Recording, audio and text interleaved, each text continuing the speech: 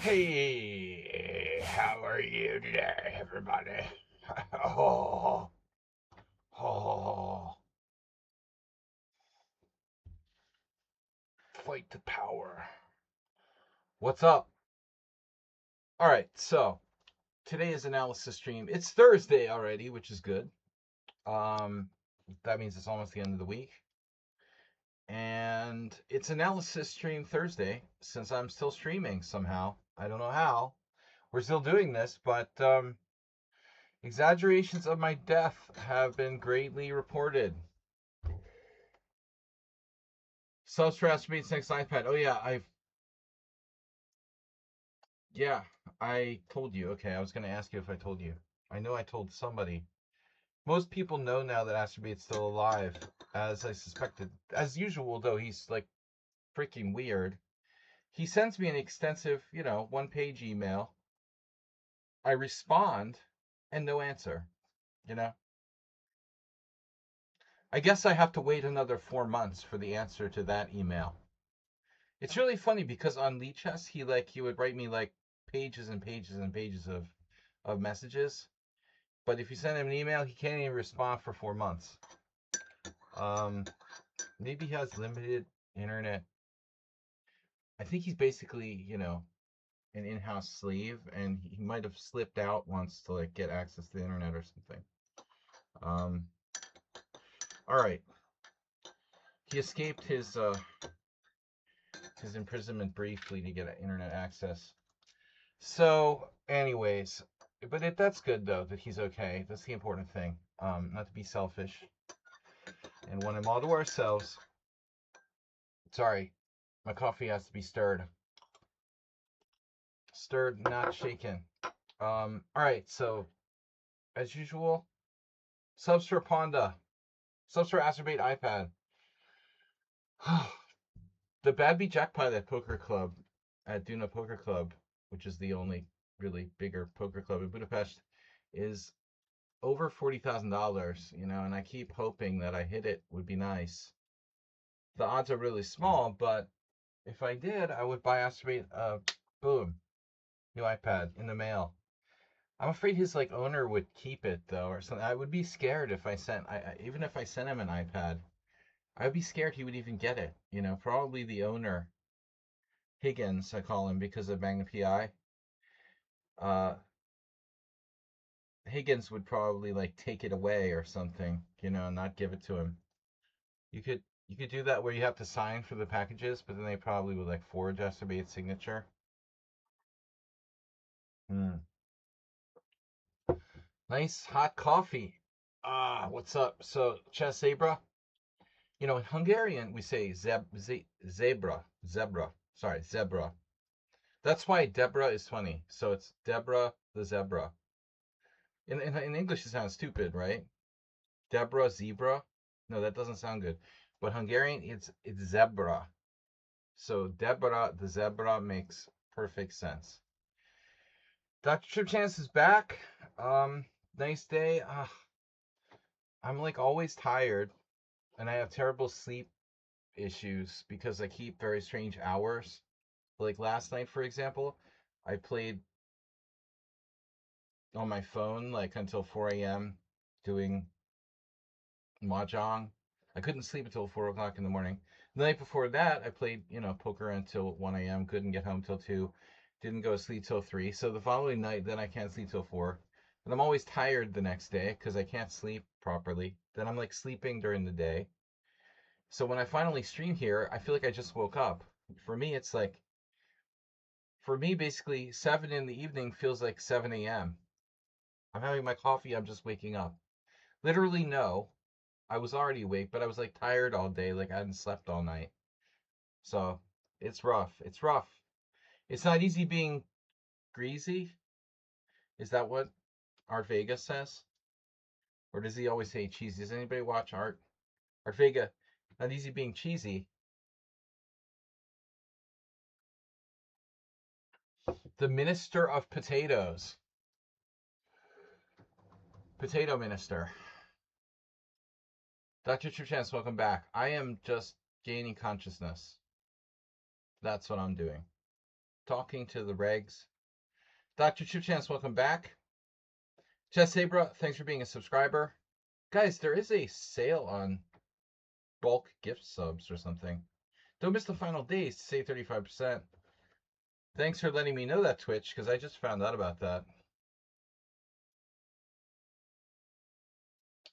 So we're going to start today's analysis stream. Subscribers, those who are subscribers,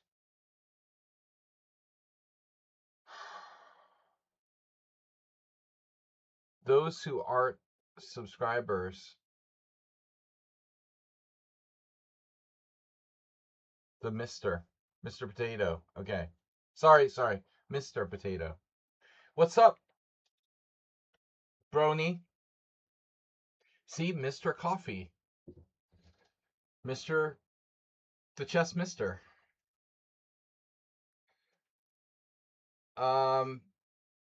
Yeah, I'm trying to wake up. So we've got a game from Sun Prism for the analysis stream.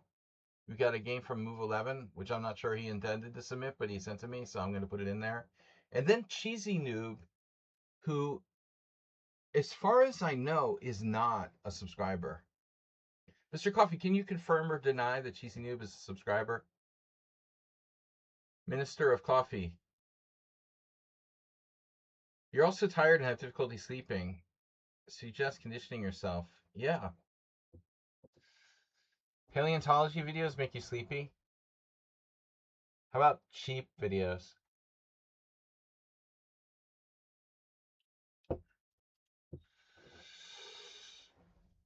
Yeah, but my problem is this going to sleep at different times on different nights. It's not easy to manage that. Yeah. Trying to find him. Cheesy Noob, probably not a subscriber. But anyway, if we're desperate, I'll put it in there. So, Sun Prism is the first game I got this week. And he is a subscriber. Very once in a while, or every once in a while, especially when I'm tired, I have, stuttering issues or something like dyslexia. And I think those things are related to sleep deprivation as well. I never had stuttering in school, but once in a while when I'm tired, it starts to pop up, and it's seems like it's kind of related. It's somehow related to, I need to study, maybe Dr. Chip Chance, or actually Mad NPC, who knows everything.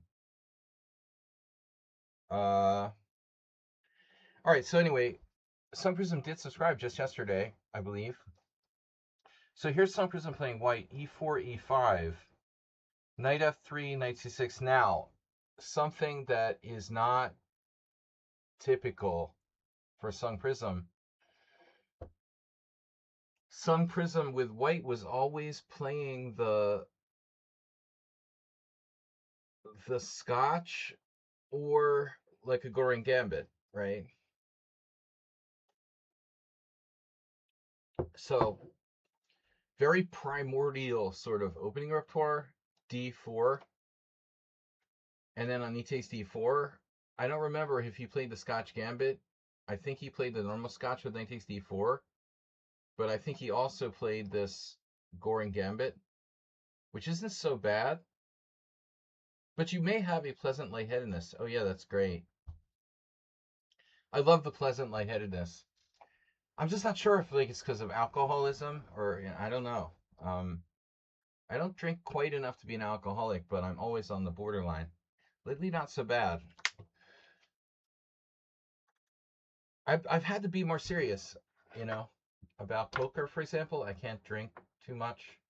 Taking poker very seriously, since I'm like a half-time. I became a half-time poker cash pro. Since I can't get enough people to subscribe to the stream. At poker, International Master Bagimate comes to my table, sits on my right.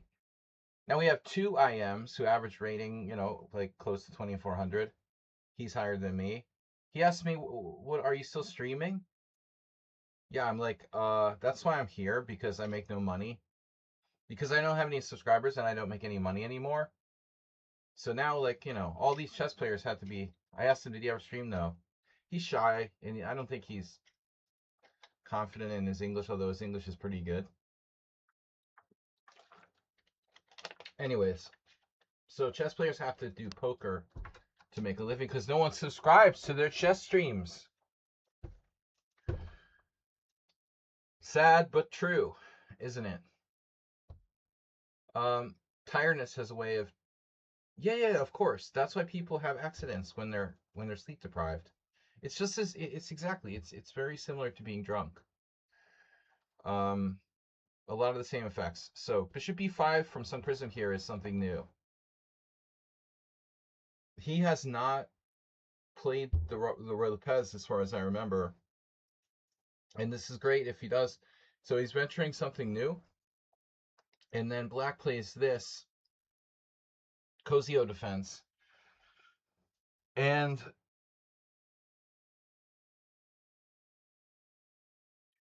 you know, it's hard to get a real vibe about this move. I mean, it seems like incredibly slow, but at the end of the day, when you compare 97 to say other moves of a similar ilk, like the Steinitz or the Smyslov, here they call it Fianchetto defense. I thought it was Smyslov. You can't trust the Lichess naming. That's like just from Wikipedia or some unofficial place. This is in many places considered Smyslov variation. So let's honor a world champion, okay? Sun Prism's here. So the thing about this is like, is it worse than those other lines necessarily? Is it worse than the Steinitz or the G6? Well, you're obstructing your bishop on f8, so in most cases that bishop has to go to g7, which takes more time anyway. I mean, if you think about like white openings, I mean, for example, like somewhere recently I saw some examples of people playing the Alapin. Here, Ivanchuk, Rockport, Ivanchuk. Few people have been playing this with white just to kind of throw something weird out there. Over the last, say, 8 years. Rockport 2022, Ivanchuk 2017, 2017, 2022. You know, so it's something people throw out there. But the main problem is that, of course, you're blocking your bishop at f1. And okay, Cosio defense with knight on gd e7. It's not scary, but it raises an interesting question as to what the best thing to do is. Open the position for the side with more development. Well, it's like a Rosslimo. Actually, this makes sense for Sun Prism because you're playing the Rosslimo against this Sicilian anyway. No, that makes complete sense, right? It makes complete sense. But opening the game, honestly, this is why chess is hard. I don't know, I mean, because like bishop on b5, it doesn't do a lot in the open type position. It's not like it's on c4 where it's hitting f7. It doesn't do a lot on b5, especially after knight to e7. So, obviously white has a choice here between castles, knight c3, another kind of arbitrary move, and c3. So, what did you play? You played d4. Okay.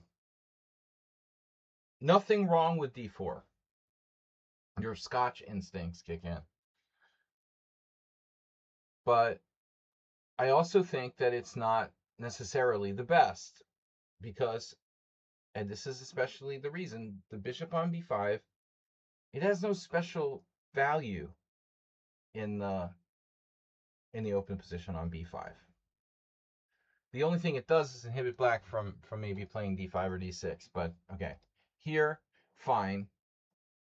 Black kind of has to give up the center. And now I have an interesting question. Yeah, but the answer is apparent. If you play the Gorian Gambit now, again, bishop on b5, it's not properly placed. it's in the wrong place. You know, if you want to play Agorian Gambit, it should be on c4. So you can't really justify doing it like Agorian Gambit. You actually castled, which should be okay, because there's no reason you necessarily have to rush to take the pawn. Most players here play knight takes d4. I mean, that's main move for sure. You can see knight takes d4 and then g6. And then alternatively, black can try this type of development with knight to c6. All right, so you castled. Doesn't change position that much. Black has independent possibility of d5, which is a little counterintuitive. Most people here played g6 to threaten to defend the pawn at d4, forcing white to take, probably. You're going to end up in a Scotch-type situation where your bishop's on b5, which isn't great. But on the other hand, black's knight's on e7. Still, I don't love this bishop on b5. So I guess that's what I'm getting to. Like, I don't necessarily love the bishop on b5 with d4. But black plays this. You know the one thing that move does, it feels like? It justifies bishop b5.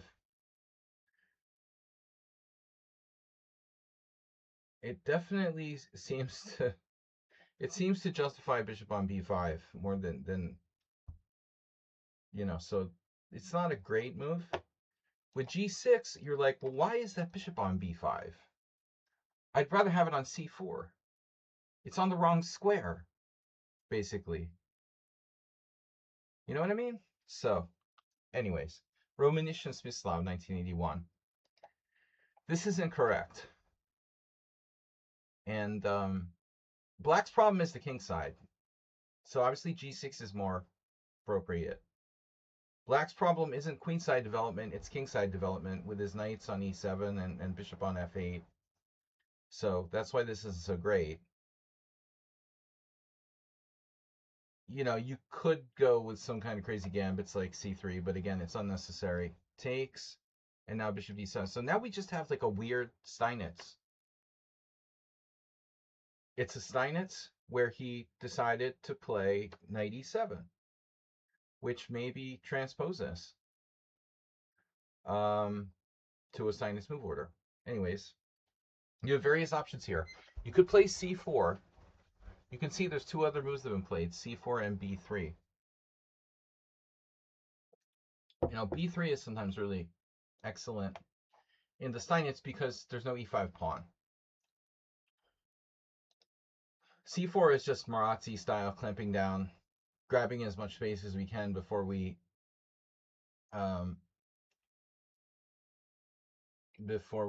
play knight c3.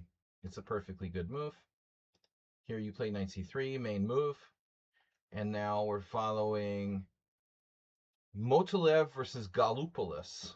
The Galopoulos Islands. So Motolev, unable to beat a 2369. Disappointing. Here Black played a6 in a couple of games, but that's a move that's not very logical. So I would imagine knight g6 is possible. But you're really walking into like f4 now, for example. So it's kind of last call for g6. Although that looks really dangerous because of bishop g5 now. I think it's off the table at this point, actually. You see some noobs probably play h6 around here. So basically black has to play knight takes d4. He does. And now you can capture on d7, but you can also take on d4. And there's the famous game. Black is basically... I wouldn't be 100% surprised if this was direct transmission to a Steinitz game, where Steinitz was black. Steinitz did some weird passive stuff like this. If he didn't play this exact position, he played one or two games or even more that were extremely close to this. Maybe, yeah, almost certain it might be a transposition. But you can take with the queen and then flirt, you know, with this because the argument is these moves aren't really profitable for black so much, and especially a6. You're threatening c4, and bishop takes e7 check actually develops black's queen for him. And anyone, with an ounce of common sense isn't planning on castling queenside necessarily, unless that opportunity arises. But anyways, all right. You take this, fine. Queen takes, and then knight to c6. Black is very short of options here. d5 square is basically gone if you play knight g6 or something. Castle's queenside is bad. Can't play g6. Knight c6 is more or less forced, but your opponent opted for knight g6. Black here also loses d5, but he also leaves your queen on this powerful square. Interestingly enough, what happens typically with the queen? d3 or e3? I think if you want to be experimental, this is also interesting.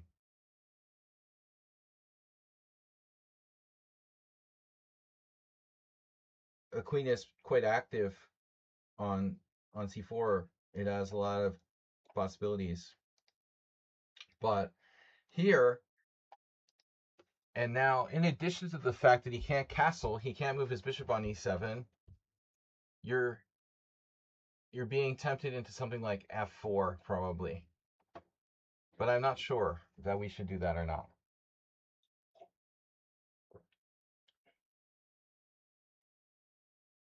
Bishop g5 is tempting, but probably artificial. Your move looks good. Bishop e3. That's the most sensible move. But I certainly see, in addition to stuttering and dyslexia, I also have like speech impediment when I'm tired. Yeah, no, I mean, it's like, is f4 really necessary? And even if you do play f4, do you want to play f5? Okay, you're going to give him the e5 square. Maybe we're okay with that. But it's hard not to like your move better. It's more fundamental, just like completing development. What Black's still paralyzed. He has a very difficult position. I mean, Steinitz got himself into situations like this, but he was a very good defender. I imagine if Steinitz was black, he probably would play c6 here. Just, trying to keep control of d5. But how black is supposed to complete his development is beyond me. Very bad position for black. He can't get the kingside developed. And so the text move, enables him to play bishop e7 and maybe castle kingside, but the damage to the light squares is like, the light squares don't have any hit points left. They're like out of hit points. Black would be okay here if you took the queens off the board. Well, the answer to that question is not completely. Black would be more okay, much more okay, but not completely okay. I think you would still have an advantage. The fundamental advantage of White's position still exists. The fundamental advantages of White's position still exist. A lot of the fundamental advantages still exist, even with the queens magically off the board. d5 square, weakness on the light squares, less development, pawn on e4. But yeah, your point is correct. Like, if Steinitz is black, he'd like to trade queens, and he probably would try to do so, but how? There's no really good way to try to trade queens. No apparent way to try to trade queens. No obvious way at all to try to trade queens. I don't like f6. What the heck is black supposed to do? Sack a pawn. Sack a ponda. Maybe enterprising player. I'm sorry, not that pawn. My bad. Sack a pawn this way. Sack the g pawn, or maybe two pawns, and get the hell out of dodge. Um, I mean, this is still ugly, and it's almost certainly unsound, but this looks a little bit shady. So it would have to be, okay, black would white rather would really have to be precise. Although yeah, this is doubtful. It's doubtful for black. It's very doubtful. Yeah, objectively, it's doubtful. So he plays f6, making the light squares worse. And then this move, which is certainly fine. Another good move is a4, because you have lift, you have just general queenside advance, maybe a4, a5, a6, knight b5.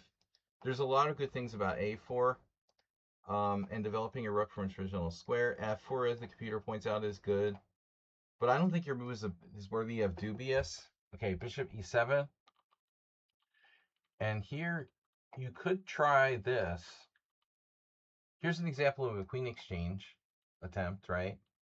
Well, I'm not going to exchange queens. So I think queen c4 preventing kingside castling looks pretty good. If he goes knight e5, you drop back, and still black has the same basic issues.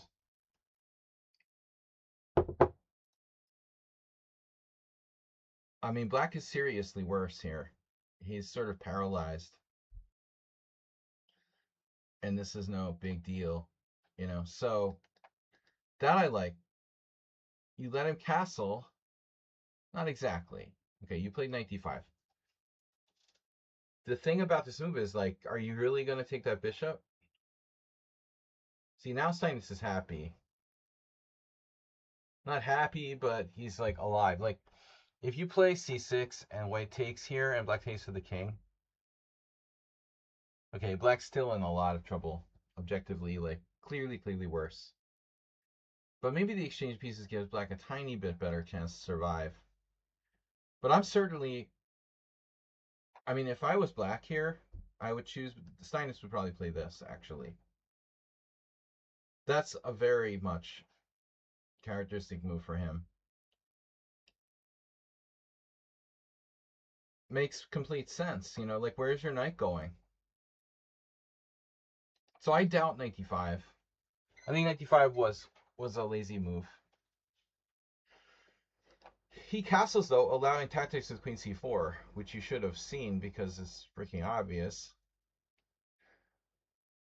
I mean, maybe you did see it and then second guess yourself. For example, king h8. Queen takes, knight takes, rook c8 with this counterplay here. We're going to need to do some calculations, but I think you're good. So, seems to me you probably played too fast. Knight d5 dubious, castles, and then you missed queen c4. The engine also likes f4.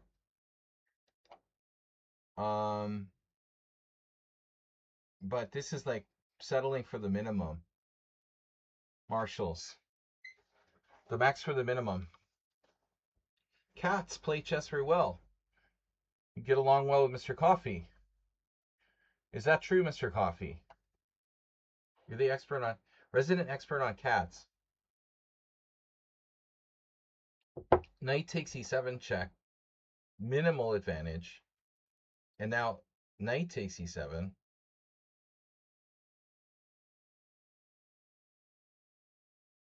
I guess that way he stops queen d5 check. Although I don't know if it's a major threat. c4. Okay.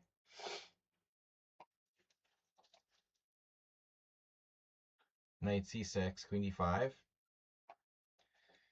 Queen d5 is a check. But yeah, you're going to have to calculate whether trading queens is on the menu or not. I mean, you're better, but it's a small edge. So you play queen d2. Fair enough. Although, obviously, this needs to be considered too. Queen d2, rook e8, f3.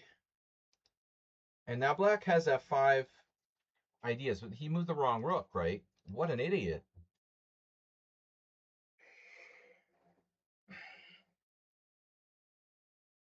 Why would anybody in their right mind move their f-rook to e8 here? The only way you move your f-rook to e8 is like you don't have the awareness of the fact that f5 is like a key break here for black. That's Curto, my old New England friend, John Curto. Played the Steinitz. He played the Steinitz deferred a lot, but he loved to play f5. This is such a basic idea, you know. It's black's only way to try to break against the e4 pawn. Man, this is so stupid. Now he can't play f5 because of queen d5 check anyway. f3. Oh my gosh, he can play f5 anyway? Oh no. You're kidding me. Because your bishop's undefended, he could have played f5 anyway. So this is going to be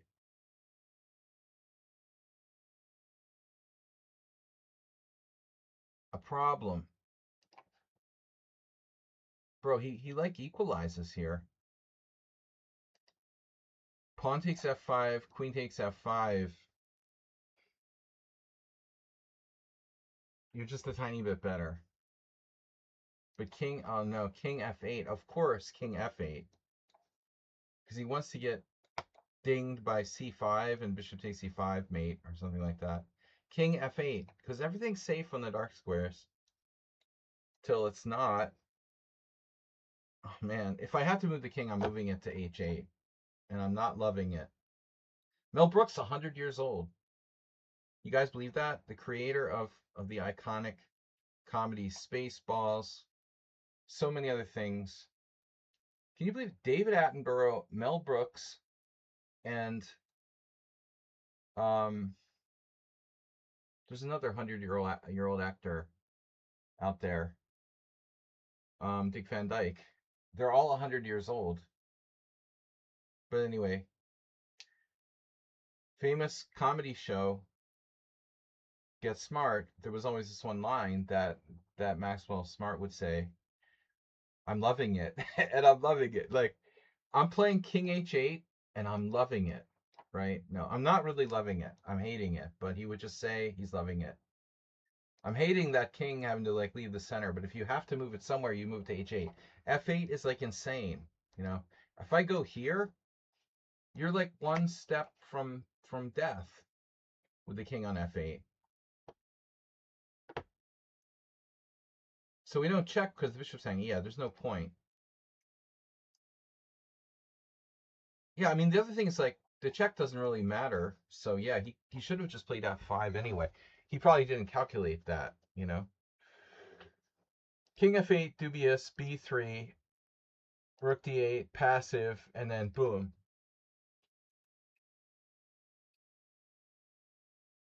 This was enabled by the move King F8.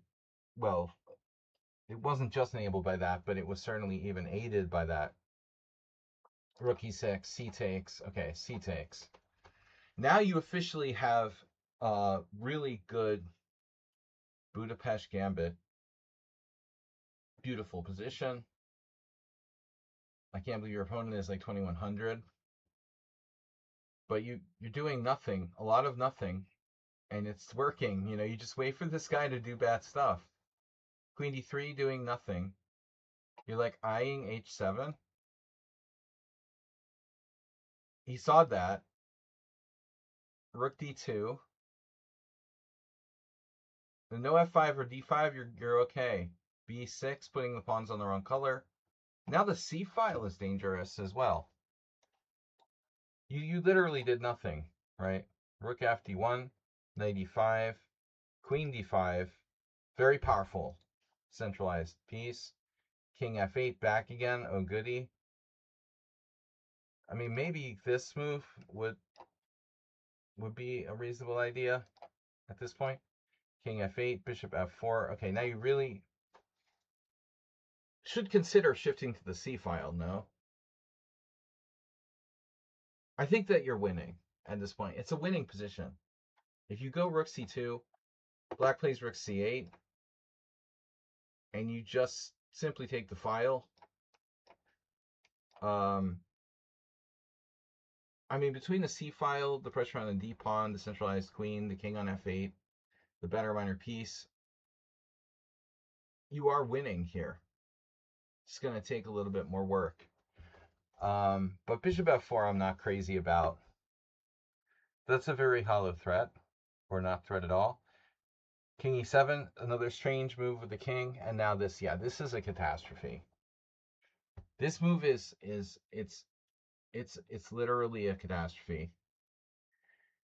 Because his knight, the problem with his knight, it looks strong, but it's not a permanent outpost. In time, you can play f4 whenever you want to. So, and it's not hurting you, Your bishop and your pawns complement each other. He has nothing he can do. So you should just go to the c-file. This gives away a little bit of your advantage. Well, a lot of your advantage, really. Plus, you're upgrading his pawn structure. To mention, like, rook takes is possible.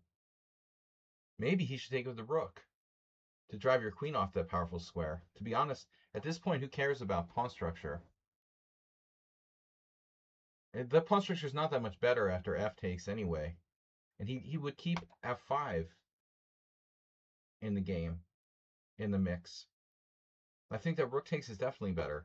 Here he has no breaks. So although he upgraded his central pawns to a duo, he still has this like unforgivable backward pawn on d6, but now he has no break against a strong pawn on e4. So I'm not sure that's an upgrade. Rook c2, correct. Correct, correct, correct. Now there's a problem. And now you see what he could have done. This shows how many inaccuracies you made in this game. Because bishop on e3, knight on e5, rook c8, the idea was takes, rook c1. But now you can't do that because your rook's not protected by a bishop on e3. And now the problem is when you do this, he has rook c5.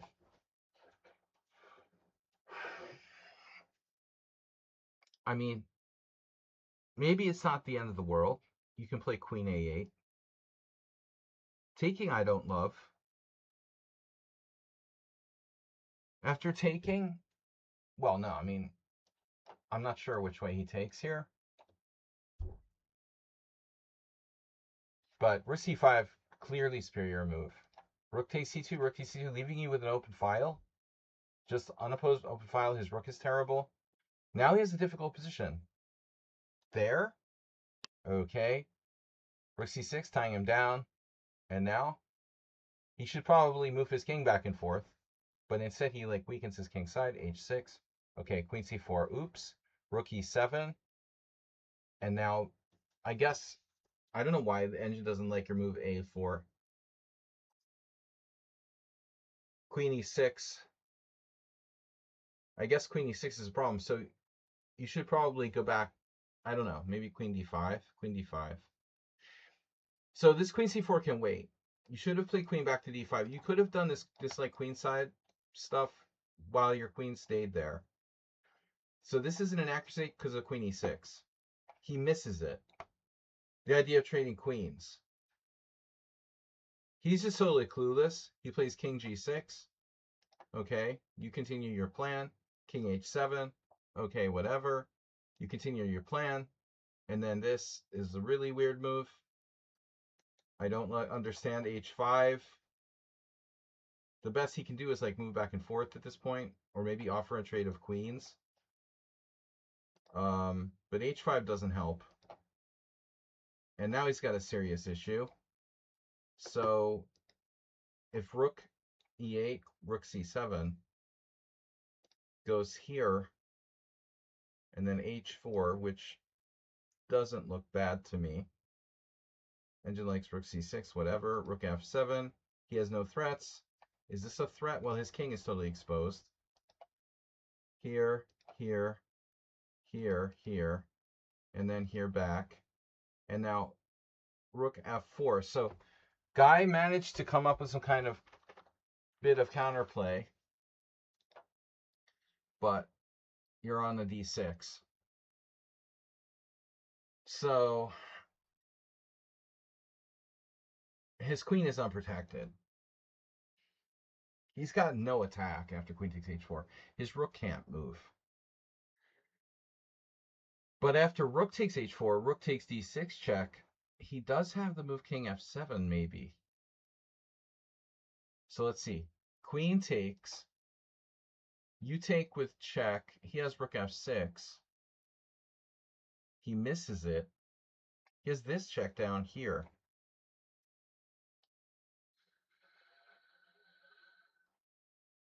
I don't know if you can take his pawn on e5. That looks like a perpetual. So if he goes back, what are we doing? We have to play like queen d2 or something. No?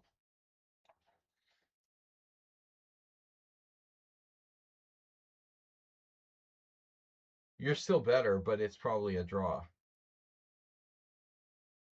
But after queen d6, he's like a noob. He plays that, allowing mate in what is this? Mate in 4. And no perpetual, because you control well, h3 and f4. Yeah. Yeah, I mean, your fundamentals are okay, but you need to be more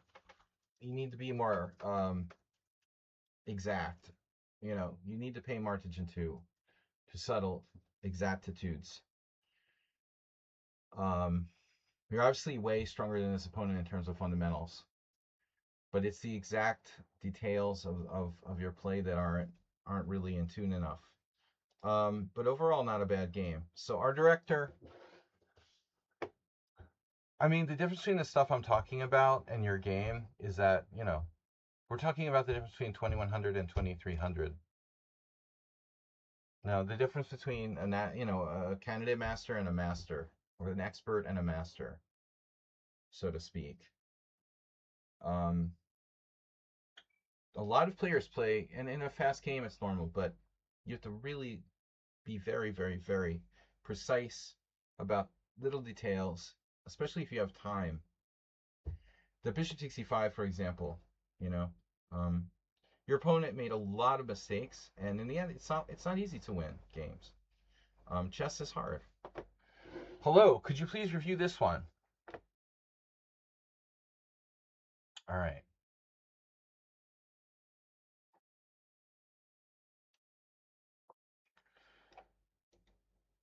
Are you still a subscriber? Sung Prison subscriber. Show us your subscribership. Our director. There you are. All right. Everybody show off your subscriber badges.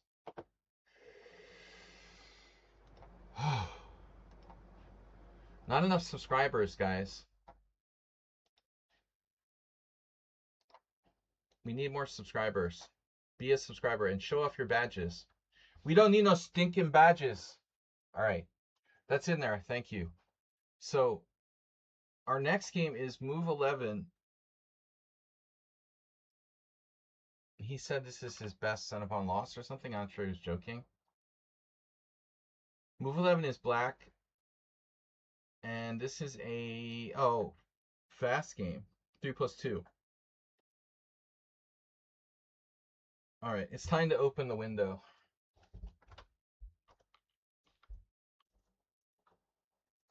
Open the sticky window, man.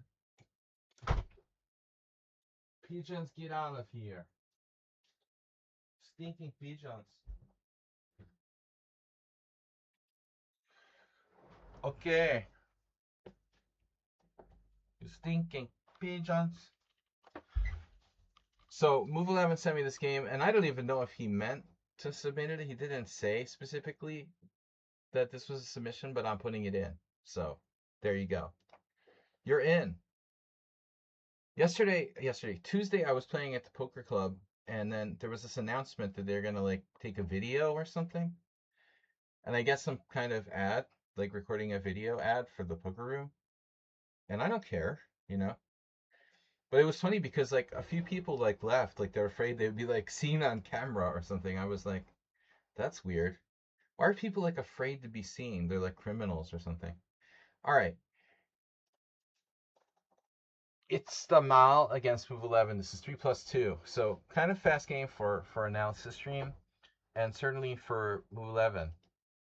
D4, knight f6, c4, e6, knight f3, and then d5.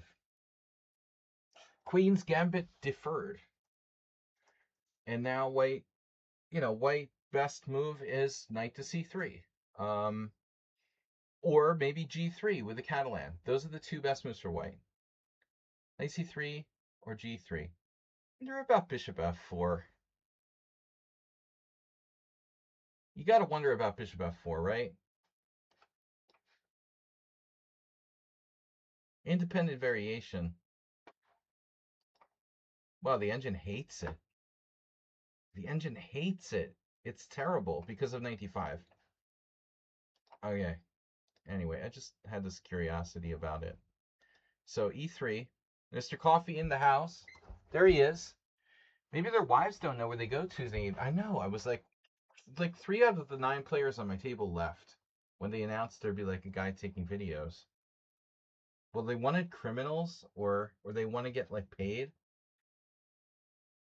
I was like, my table was almost emptied. It's like, I don't care. They can take videos.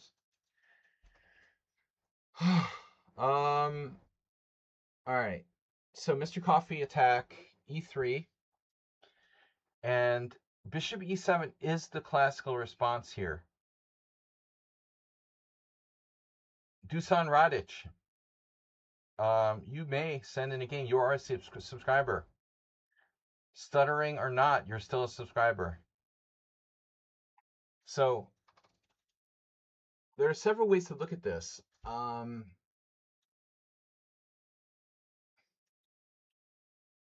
It's a passive way for white to meet the Queen's Gambit. I always thought that was the case. Another way to look at it is you're playing the Kali system with white, but colors are reversed and black has an extra move. So, like things like the Kali Koltanowski, we've talked a little bit about this type of stuff with Mr. Coffee, but Mr. Coffee likes to play this type of line with white, an E3 queen pawn game. But no, seriously, can or should black consider the idea of, let's say, like bishop d6? Because with this move, we're basically trying to play a white side of a Kali Koltanowski. We're trying to maybe take advantage of white to some degree by playing a move that's more aggressive, more active than, say, bishop e7. And before everyone goes fully, Zuckertort, I think it's worth noting, Sun Prism says check. Always check if you can check. I mean, check is a move, and you're black, and it's fine. And after check, white can choose between 3 different continuations, all of the above. Check is another story. But I'm just thinking, in terms of playing for a win, c6 is a semi-Slav. So bishop d6, another move, I mean, worthy of consideration, maybe this.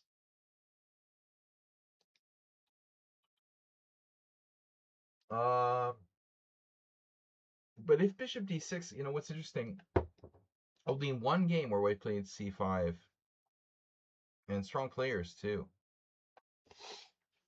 So Nabati against Hannes. Hannes had really dropped. He's my age. We're the same exact age, I think.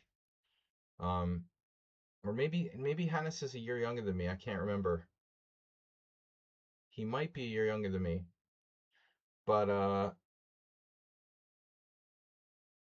it's interesting. Only one player played c5, but the very creative Israeli grandmaster Nabati plays a lot of interesting openings. So bishop d6 is interesting anyways. Yeah, check is fine too. White can choose between all these different moves though. Knight there, knight c3 transposing to a Nimzo, and bishop d2, which is very solid, trading his bad bishop off. If bishop d2, you could go back, but you kind of gave white a free move there. It's a good question. I don't know. So anyway, c5, lots of moves are possible. Bishop b7, knight c3. You know, I played this position with white a number of times, and I always reference the Richard Palliser book on d4 from the early 2000s. Palliser prevents. I'm freaking sleep deprived. Presents a e3 repertoire against the Queen's Indian, I think, and maybe against some other things, but I don't remember this position. How bishop d3, castles b3. You know, sometimes Wade has ideas of playing like bishop a3, as if he were black. So bishop d3 is a decent move. Of course, black could respond by taking. That's probably equal immediately. So knight c3. Mr. Coffee, you played b3 now, for sure. Maybe b3, also one of the best moves, but nothing special. It's like equal. Knight c3, castles, and now only one player went Secretariat here. Out of 100, oh my god, 100. 1.2 thousand master games. Only one player played the move c5 here. And it's tied with, oh no, even h, yeah, h3 is not so stupid. I'm surprised people don't gambit g4. I'm sure like Timur Gariev would be in there with something like Emery Tate, rook g1, h3, played by Kramnik. Oh my god. h3 was played by Kramnik, and he lost to Karyakin. That little piece of... But no, seriously, c5 played only by no one that we've ever heard of in 2002. Why is it so bad? The answer is, who cares? The answer is obvious. He can't maintain the pawn chain, right? So b6, boom. Yes, Mr. Coffee, you got it right. And here, Mikhail, whoever, 2338, yeah. If that guy was 2338 in 2002, I'll tell you what his rating is in 2026. I was like 2460 in 2002, and now I'm like 2300. So if this guy was 2338 in 2002, he's probably like 2050 now. B6, B4, yeah, because what's the point in c takes b6, right? Total concession. This is equal, but black is playing for an advantage with a takes b. Black went on to win. But b4 can't be upheld. This is a real disaster for white, especially because of this.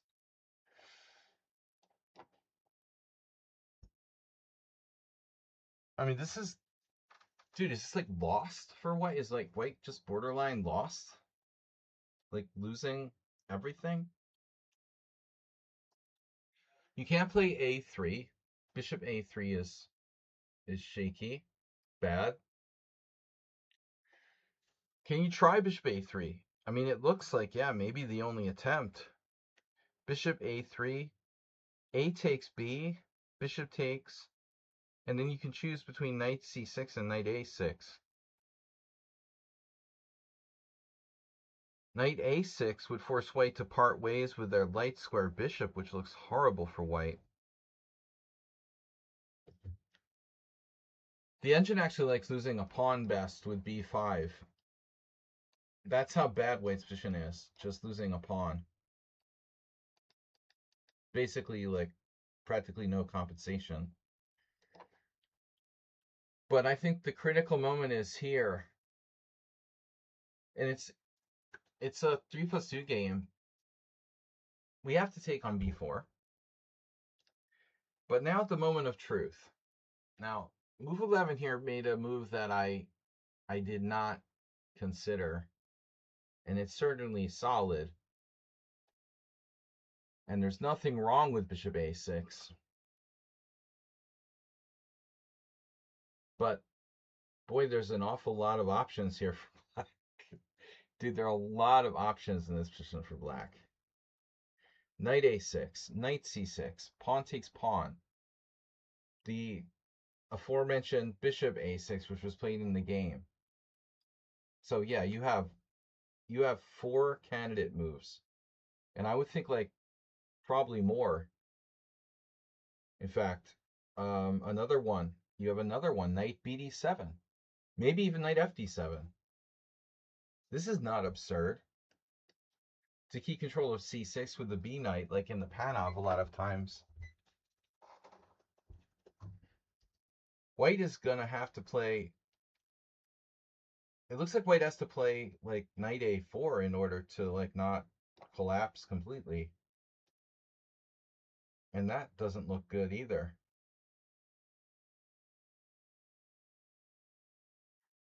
So man, the problem here is deciding like which is the best move. I mean, I'm really liking knight a6. There maybe a3. Pawn takes pawn, bishop takes a6. For example. My first line was bishop takes a6, bishop takes a6 with advantage to black. There's stuff like this. Maybe white could put his king on f2.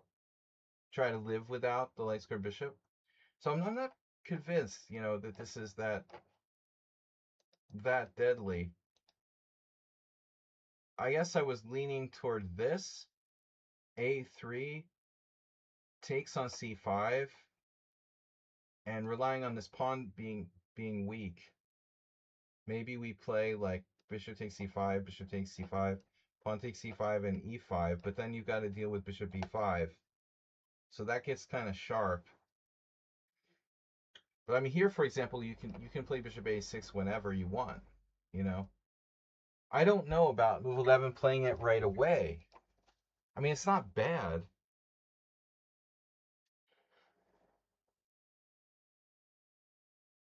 Because if he takes, you're all set. But maybe he just hangs out.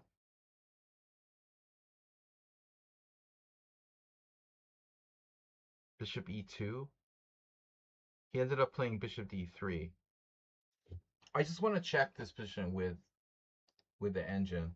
I mean, maybe if you take here, I'm going to take with the bishop because, and then this. I mean, this pawn looks really bad, right? We should be able to win that pawn. One way or another, I think we're going to win the pawn. Maybe we can win it by force. Let's say we want to win it by force. Queen e7. And then the only way to protect it is with like the queen. There we have knight c6 winning it directly anyways. And if he tries knight a4, we just go bishop d7. So, yeah, I guess ultimately probably pawn takes pawn is the best move. Let's see what the engine says.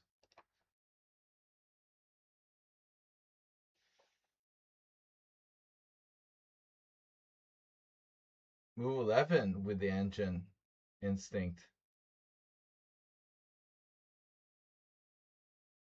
Bishop a6, engine number 1 move. Just not even caring about going for the pawn.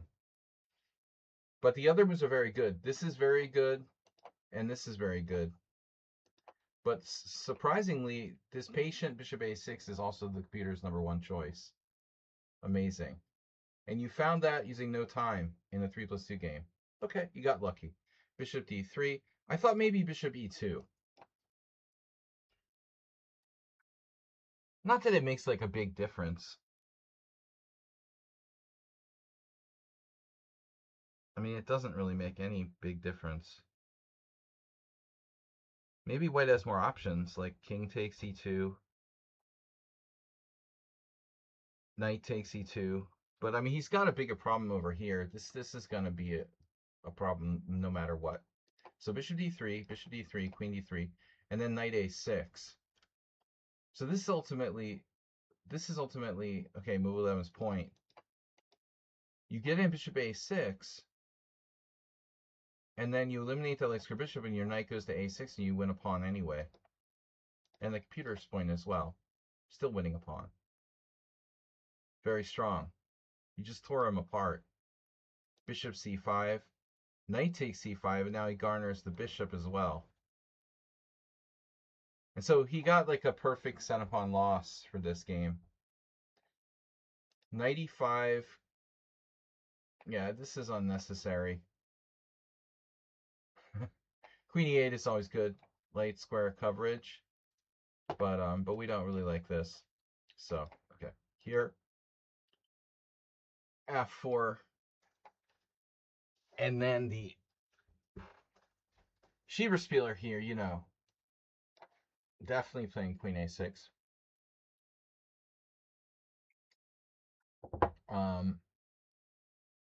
But trading queens with the white king in the center, suboptimal. So I think a tactically minded player here would probably consider a lot of things. Knight d7, you have to watch this. The queen position is a little sketchy. This will just allow white to castle. He's probably a little bit happy about that. So move 11 played disruptive d4.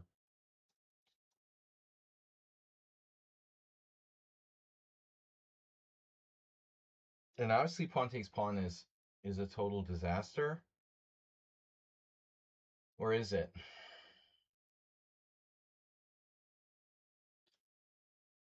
So if pawn takes pawn, trading queens is not really the plan.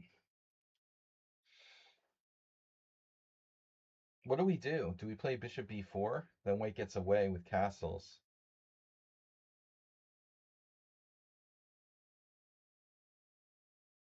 I mean, even that's possible.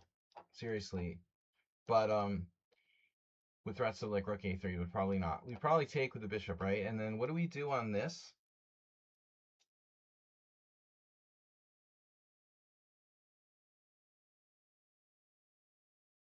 No, I don't see it. I don't see it.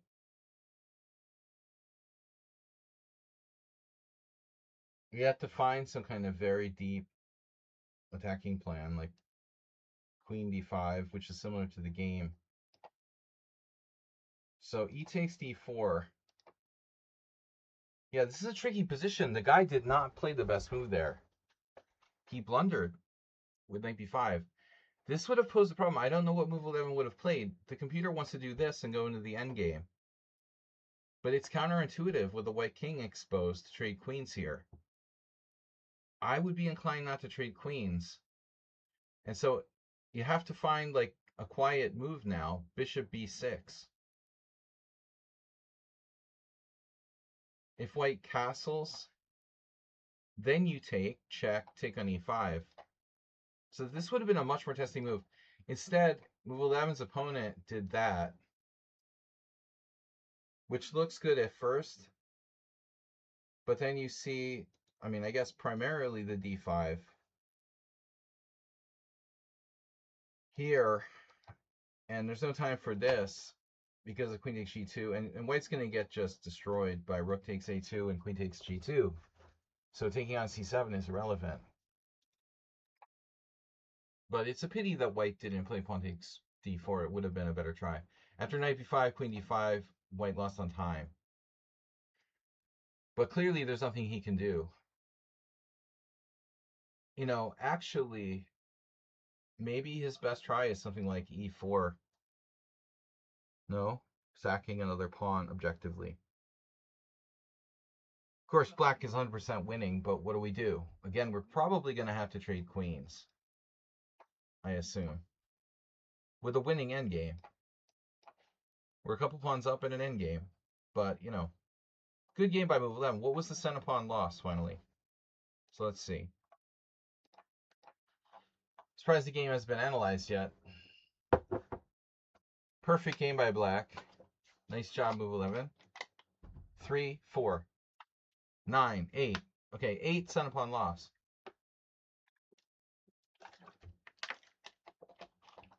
8 center pawn loss. Very suspicious. Not my record. I have like a 4 or a 3. Okay. Now,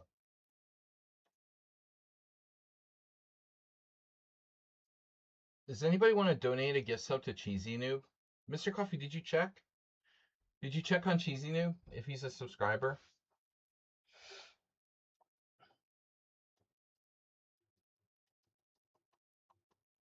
You said always check.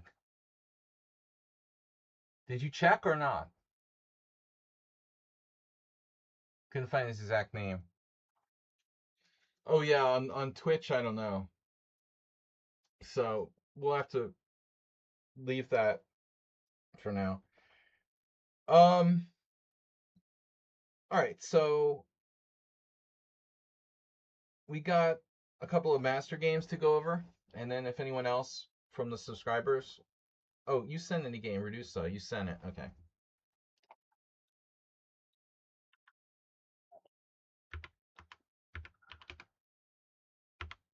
It's Reduce C. Okay, always hard to remember. Your settings don't let you. I don't know why I don't get the messages from you. Wait, Uber driver sent me something. Or is that me?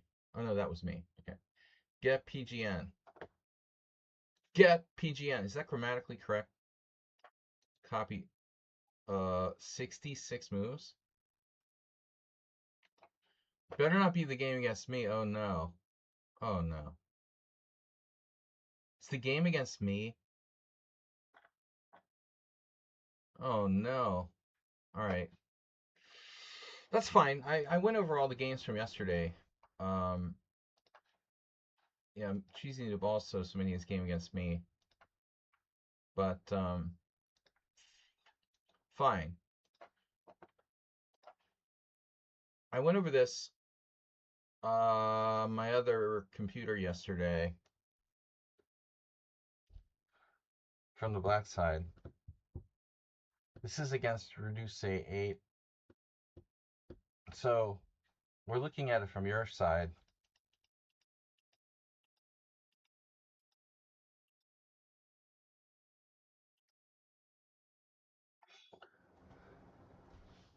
You know, what does the computer say? A6 is best. Interesting, the engine doesn't like, and the statistics don't seem to like Kasparov's favorite knight A6 Prince variation. But I don't know, you know. I mean, Gary has been very faithful to knight A6, as far as I remember. I was looking at this a few years ago with my friend Julian Estrada, thinking of playing the Grunfeld, and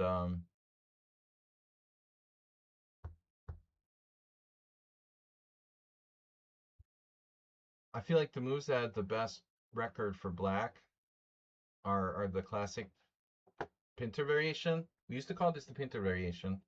During my friend Yoji, he's a really good guy. And also been a coach for. He's getting up there, but he was a coach for the Hungarian teams for years. And knight A6 are the two moves that are main lines in modern theory. But I wanted to say this old line is still fine. I mean, it's playable. The problem is bishop e3.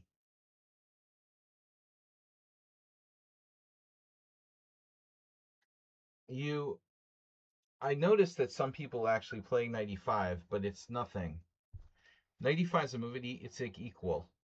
This game from Chancellor Ivanchuk. Chancellor's like the only person who plays this. Chancellor Ivanchuk, knight e5, bishop e6, d5, bishop c8, Chancellor Ivanchuk. It's a good result to draw Ivanchuk. Bishop e2, e6. But it's just equal. That's nothing special for white. So white's only move to get a real advantage is bishop e3. And the plan is to castle queenside.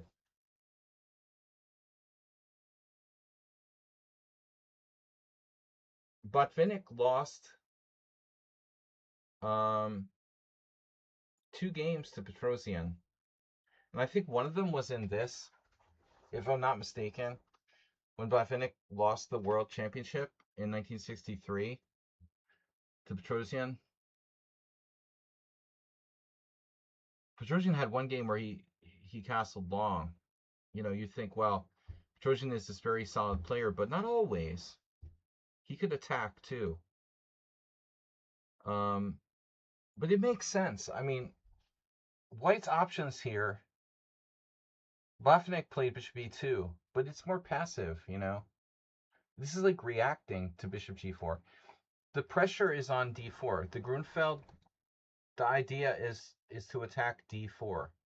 Bishop g4 is about attacking d4. And if that's the case, then this makes more sense than bishop e2. Bishop e2 doesn't help protect d4. Bishop e3 helps protect d4, but it also allows us to play rook d1 or castles queenside. So that's the best move. Instead, you didn't play either of the normal moves or even Chancellor's knight e5. You played this weird bishop f4, which I never saw in my life. So I'm like, what is that? You know, that can't be right. So I was checking this yesterday to see how my reaction was, you know. And I didn't have time. Okay, Redusa plays this move. It's a 5+3 game. I'm doing videos about the Grunfeld lately, and as I preach ideas about the Grunfeld, the most fundamental thing in the Grunfeld is the idea of playing c5, right? So what do you think black's best move is here according to the engine? Well, shocker, shocker. But you have to calculate a lot to make c5. I'm like, well, I don't know, you know, if it's sound, if it's enough. I have enough compensation if I play c5. How do I know if this is the right move, if it's good enough? And it's a complicated thing to play. So I'm thinking about c5, and I'm like, no, that's too complicated. The engine doesn't like it either. All right, I was looking at it on another computer. So that computer is not as fast as this one. Apparently black's best move is really cool. Knight fd7, which I also looked at yesterday. Unfortunately, I didn't save it in the study. Knight fd7, and then bishop takes e7. And again, this is beyond my capability, but black's best move is queen c8. This is really a messed up variation. So bishop takes e7, queen c8, bishop g3. I think. And it was something like queen d8, bishop c7, queen c8, bishop g3, queen d8. Something absurd. Like it's a draw by repetition.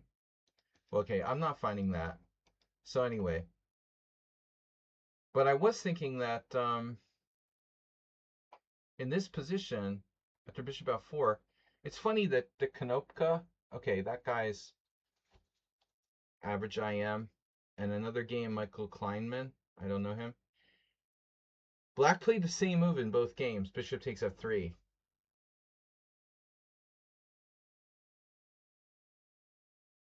Which is fine. There's nothing wrong with bishop takes f3, but it's also like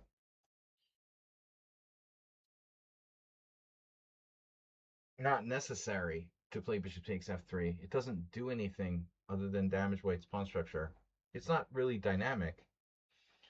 So my move here, which is a mortal sin in many variations of the Grunfeld, was actually okay.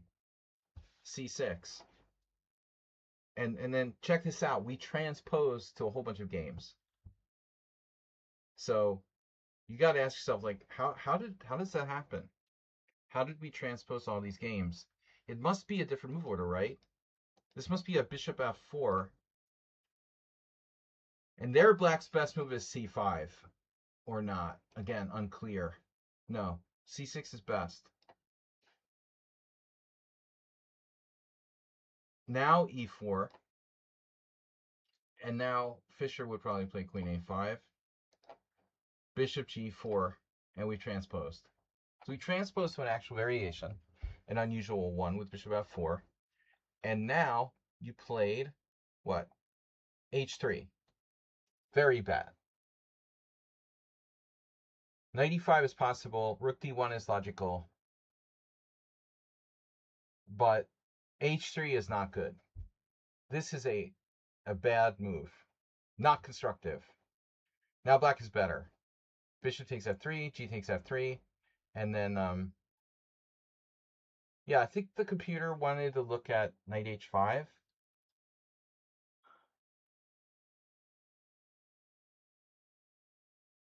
But I just simply play knight d7. The idea is simple. We're just going to play e5.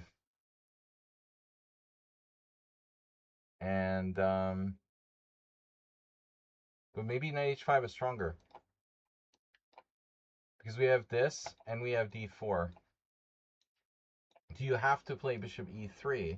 I mean, unless you're going to do that. b5. Very strange position. Anyway, knight on bd7, reasonable. I have knight b6. And then occupying d5. And now you should have played castles queenside. That's risky, but you got to do something. Maybe bishop e3. This is really bad. h4 is terrible. e5. And then I thought you would take with the pawn, probably. But it doesn't really make a difference. Oh, you did take with the pawn. Okay, knight h5 here. And then I was proud I found the best line here for black. Calculated it. Knight takes e5. Bishop d8. Knight takes c4. And now you miss bishop e7, which was my point. I couldn't play this variation until I had calculated what to do after bishop e7. But I had seen this far, influenced again by Bobby Fischer games I've been looking at and whatnot. I had seen knight takes b2, and I knew that white was in deep trouble here. But white decided to just recapture on c4. And now I'm just way better. But I was surprised when the engine here prefers to play rook fd8. So I have no idea why. Rook fd8. I guess something deep about f7 is irrelevant, and I'm just going to use this rook over here or something. I thought my move was fine. Rook d1, b5. Winning position for black. But now, right around here, I missed a5. Knight f4, rook d2. Here I missed a5. I mean, I saw a5, but I was afraid of a4. So I'm totally winning. And I'm not going to go over this whole game because it's extremely long. We're going to skip over parts. The middle part was really long and sort of ridiculous, but this part was interesting. Here I played h5. It's a good move, but it's instructive that I missed this because I was afraid you would have a4. And apparently this is really bad for white. Check. King e2. Yeah, I didn't see this. That's kind of subtle. Because I'm only looking at stuff like knight takes b2, basically. My fear was this type of situation would arise where white could maybe get a draw in some sort of ops-colored bishop. Rook takes b2, bishop takes c3, rook c2, and b4. But it's hard to break the blockade on the light squares. Maybe some sort of h5. Okay, I should play. Yeah, you should play h5. So this is my thinking. 1, 2, 3, 4, 5. I'm only up one pawn in opposite color bishop and rooks, and I'm having trouble with this blockade on the light squares. Even though objectively this is probably winning for black, that was my fear of playing a5. So I played h5, and then I thought this was a great move. White plays king d1. That deserves a double exclamation point. I miss a5 again, playing a little simply.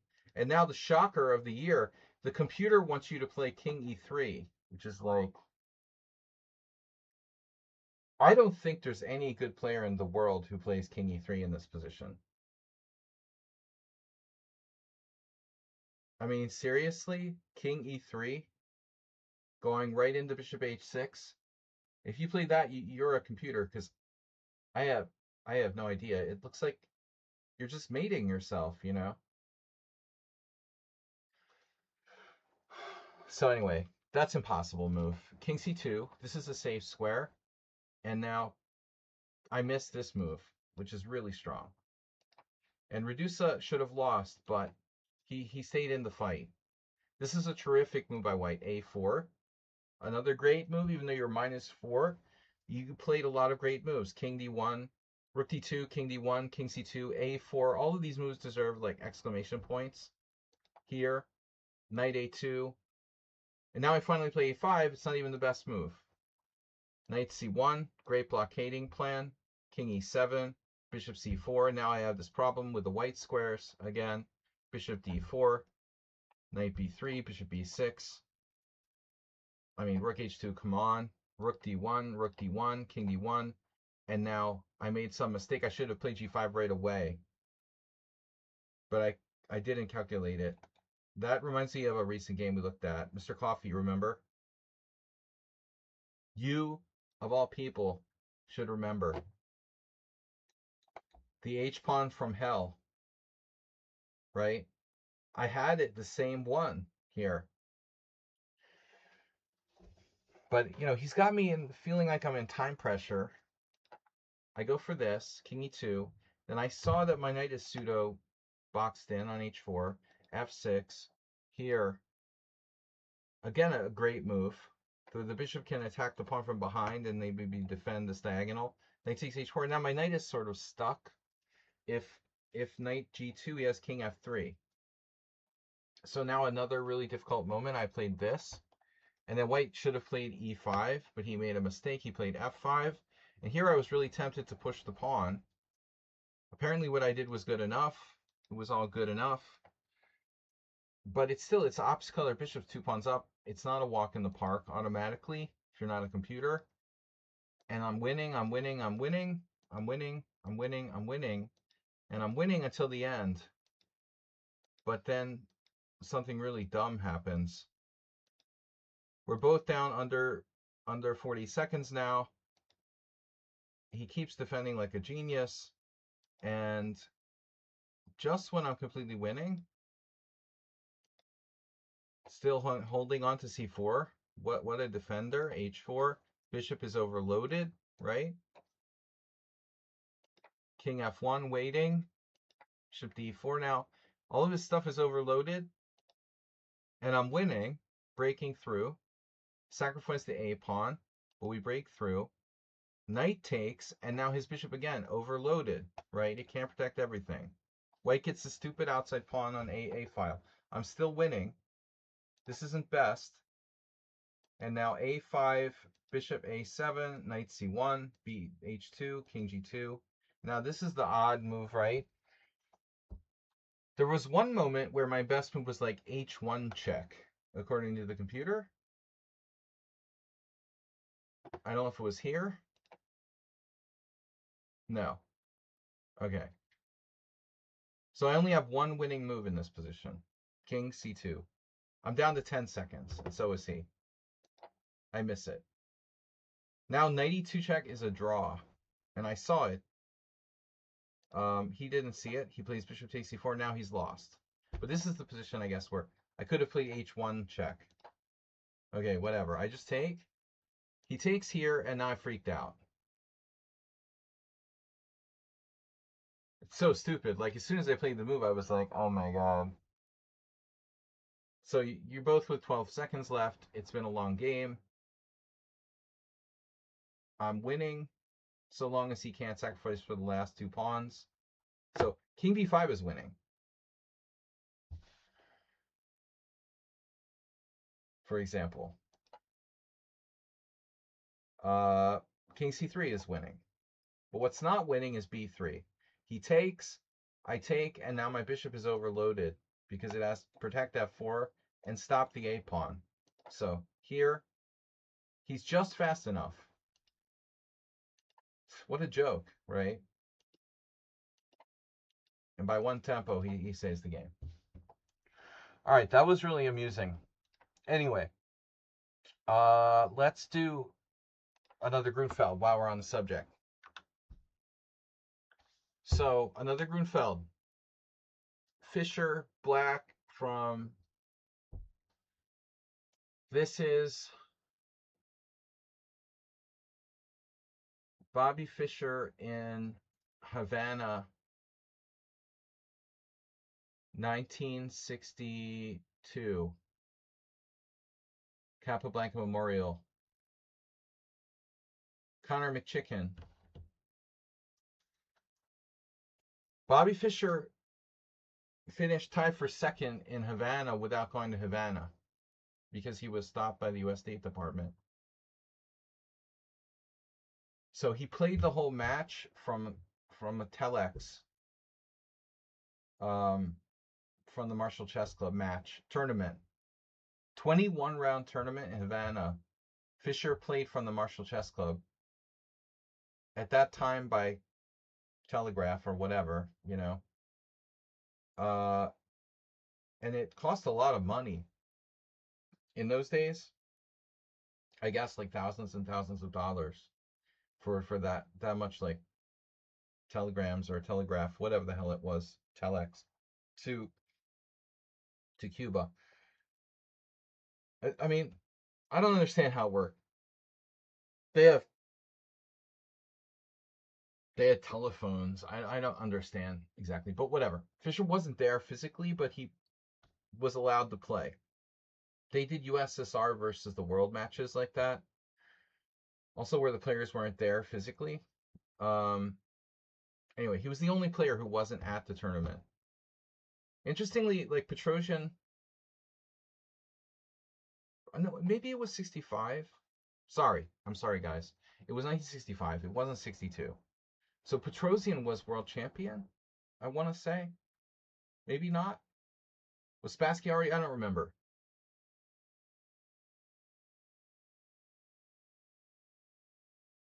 Because neither Spassky or Petrosian, this was a very strong tournament in Havana in 1965 that was won by Smyslov, who was no longer, world champion. Botvinnik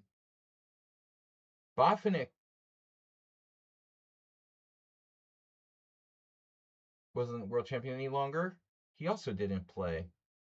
Botvinnik was absent. Spassky was absent. Petrosian was absent. And Smyslov was the top Soviet player. But a lot of foreign players in Cuba. Ivkov was leading the whole tournament from Serbia, Borislav Ivkov. And sadly, he lost to this guy, this noob that Fischer beats in this game. He was a bottom feeder. And Ivkov lost to the guy in a winning position, blundered the tournament, and Smyslov won first place. And obviously this all happened before Saji was born, but I'm too late to be on the Fischer generation. The other interesting thing is, you hear this name Garcia. There was a famous Cuban player, but he was Guillermo Garcia, and they have the Cubans have a memorial tournament, I think, for Guillermo Garcia, but this is a different dude. He's not to be confused with Gildardo. Gildardo Garcia was a Cuban grandmaster. Was a Colombian grandmaster who lived in the States until he passed away a few years ago. Gildardo, Colombian. This guy, bottom feeder, and okay, he's a master. But Guillermo Garcia was famous. All right. So anyways, d4, knight f6, now c4, g6, Fischer's black, knight c3, d5, cd5, knight d5, e4, knight takes c3, b takes c3, and now an unusual move by white, but not by today's standards. But in 1965, it was weird. Pretty much, well, pretty much like everybody played bishop c4. Sorry, after bishop g7. The variation with knight f3, the modern exchange variation, wasn't really played yet. And everybody played, this was Spassky's favorite. So everybody played bishop c4. And it still might be the best move. The jury is out. But Fischer like studied all the main lines like crazy. But this move, it was like people didn't normally play that. This would become popular later. And when I went to Boston in 1990, Kasparov and Karpov had several games in this variation with c5, queen d2. So this is something that became, in the 80s and 90s, a main line. But the funny thing was, like, Fischer didn't know what to do after c5. He's probably expecting white to maybe transpose or whatever. So the guy plays bishop c4, and now Bobby tries to punish the guy's move order, which maybe is justified. Fischer finds the best move according to Stockfish here. But the takeaway was that apparently Fischer used too much time. He was using like tons of time. And normally he had all of his openings worked out and he played quickly. And in this game, he used a ton of time. So here he could have just played like the normal move, knight c6. The dude probably would have played knight e2 and they would have transposed back into the main line. So it's Fischer himself who essentially like forced the game out of book by trying to punish the dude, and he played queen a5, and this is Engine's #1 move. Punishing white on this diagonal, obviously. By the way, white's supposed to play queen d2, and this was featured later in the World Championship between Karpov and Kasparov. After queen d2, queen a5 is still a main line, and that can be seen later. But this is a weird hybrid. I think Fischer should have played knight c6, just transposing. He plays queen a5, dude plays queen d2. We're in some kind of like Grunfeld Twilight Zone now, where it's not a bishop c4, but it's not a bishop e3 variation. It's something like in between. Fischer can castle or play knight c6. He castles. And then it gets really weird, because white kind of needs to develop, but it's not easy to decide, like, okay, where to put the knight, first of all. Secondly, this rook on the diagonal is a problem. So oftentimes rook c1 or rook b1 are played in those kind of variations. Guy plays rook b1. There's the Cuban master, who I can't remember his name, who played this idea against me back in 1988. One of the first masters I ever played when I was early Grunfeld Sladgy. Maybe I'll remember the guy's name, but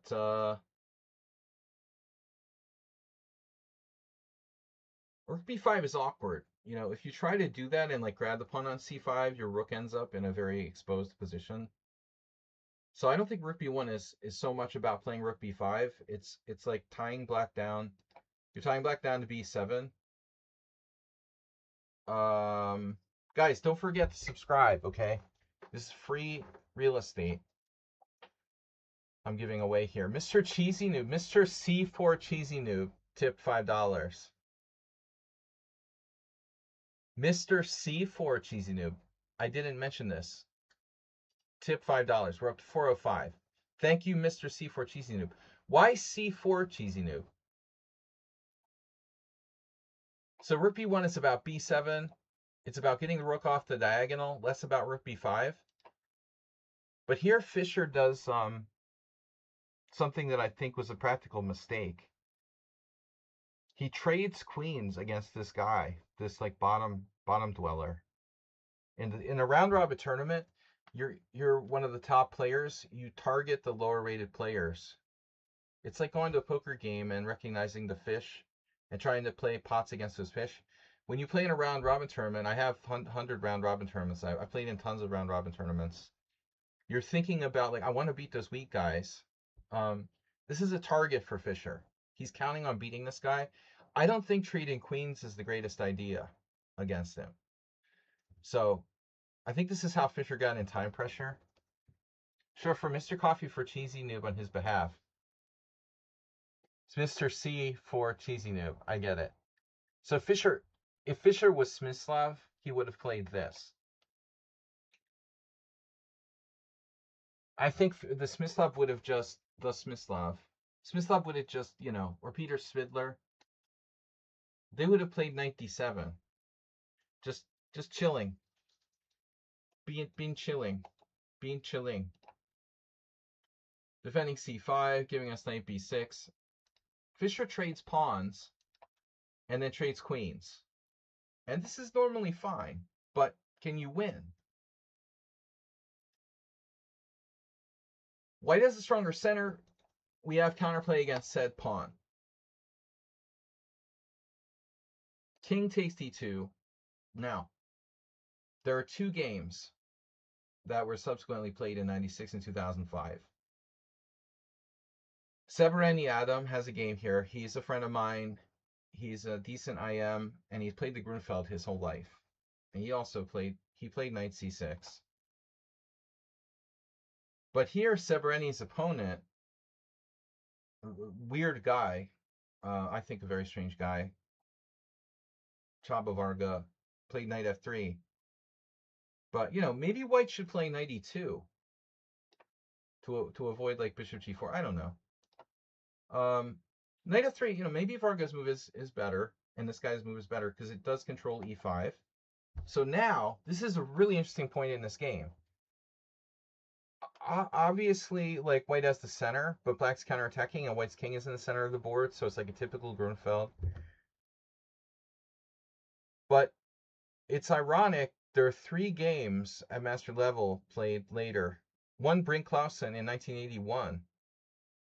I think it's like Mats Soberg, some Swedish guy against the Danish master. The Hungarian game, and then another game from 2005. But they all played the stereotype move here, rook d8. And the interesting thing, when you analyze master games, this is Robert Fischer. This is one of the best 3 players of all time that played this game with black. What's the difference between Bobby Fischer and normal humans? Fischer doesn't play the automatic move like the other guys, because Fischer is thinking on a deeper level. So this move that maybe some people would say is passive,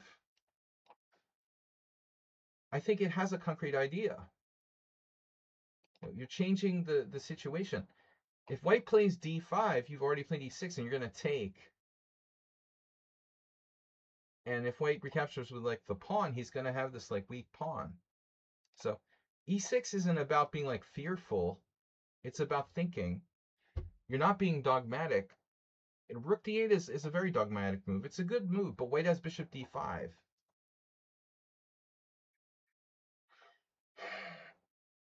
And I think this was Fischer's concern.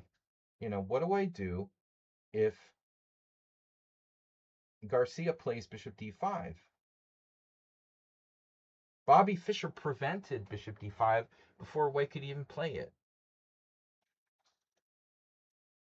And here Brink Clausen played 1964. I mean, I think that this is fine, but it might be a draw, dude. It's like a draw.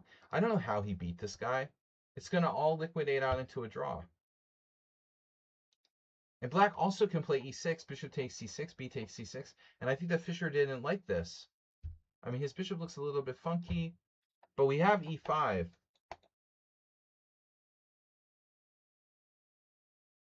Maybe this is critical line. Anyway, Fischer plays e6. White plays king e2. That's probably best. Notice there's a game here from 2013 between some Chinese guys. And honestly, I'll be honest, this is a crazy ass move, h4. You are not well, you know? That's like Redusa would play that move. This is really insane. I mean, your king is centerboard, now you're playing h4. It's a dangerous move. That's a very dangerous move. All right. Anyway, so white plays king e2, sensible. Now he can defend with rook d1. Black plays b6, rook c1, bishop b7. There's knight a5. White reinforces d3, bishop d3, e4. And then we get to the really interesting part of this game. There are more games that transpose to this game.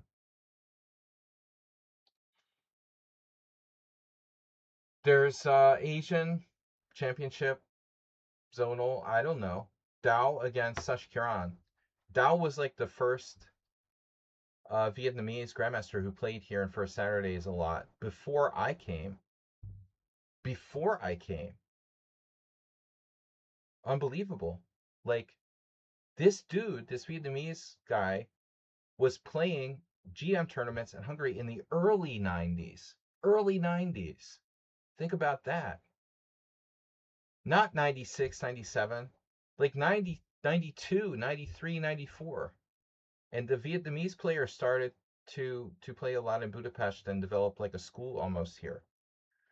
And that's how Le Quang and Nguyen Hoi Min and a lot of others, Ngoc Tronson, they all became very strong players playing here in First Saturday. But this was probably in an Asian tournament against Krishnan Sashkiran. Sashkiran here played rook f8, which I think is the worst move. It's fine, but it's not as aggressive as placing a rook on d8. So the funny thing is, Fischer plays rook ac8. Sashkiran played rook fc8, which is like safe, but nothing special. But you know, why not play rook d8? I mean, this will transpose actually to some other games. Look at this. William Charpentier against Leonardo Valdez, Costa Rican player who's also played here a lot in First Saturday. But Fischer plays rook a8. White plays now rook c2. And then Bobby changes his mind. He's like, no, I changed my mind. I'm going to go here. That was weird. You know, why would Fischer play rook c8 and then rook d8? Well, I guess he admitted he made a mistake. And so now what happens? White plays rook c4. This is very awkward. And Bobby plays like Boris Spassky. No. Smyslov, I mean. He plays f5. And it's like, it's a Sicilian type position. After f5, it looks like a closed Sicilian.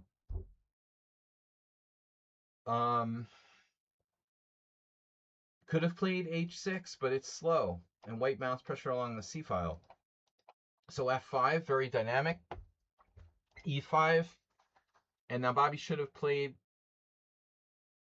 I think he should have played maybe h6 to control the g5 square. He plays knight a5, and now white doesn't play rook c7. This is a very good move. He's going to maybe regret that later. He goes rook a4. The rook ends up very awkwardly placed on a4. This will actually lose the game for white. It doesn't have to, but ultimately it does. And so why would you choose to not put your rook on c7? You know? Rook f7 is really bad because of rook takes rook and knight g5 check, followed by knight takes h7, threatening bishop g5 check. That's really bad. So that's not an option. If rook c7, Fischer would have to like either move his bishop or contest the open file with like rook to c8. White blunders with rook a4. Black plays rook d7. Looking like, oh, we're better, right? Not so simple. Because of, boom, knight g5. The guy's suddenly better. Knight g5, bishop d5, guarding this pawn, attacking a2. But watch this. Bishop d2. Now, how much pressure do we have on the d4 pawn? What? What? Zero. Right. Zero pressure on d4 pawn. And that's the problem with such blockade positions. You know? A lot of the time when an opponent has a backward pawn, if a tree falls in the forest, no one is there to hear it. Does it make a sound? If a backward pawn isn't attacked and no one's there to take it, is it weak? Right, Mr. Coffee? So it's really nice that we have good control of d5, but what are we going to do with it? You know, there. He comes back attacking the d4, but then there's this nasty pin. Rook c8, king e1, avoiding any kind of checks. So it's a really good game. h6, knight goes back to h3, and now g5, and now trapping or boxing in that knight on h3, f3, bishop f8, repositioning this. Notice the rook. How many squares does this rook have? Knight f2. By the way, white misses a really strong move here. Knight g1, knight e2, knight g3, knight h5, knight c3, etc. He plays knight f2. Rook d c7. Bishop a6, that's annoying. Rook d8. And by the way, this guy is not so bad. He cost the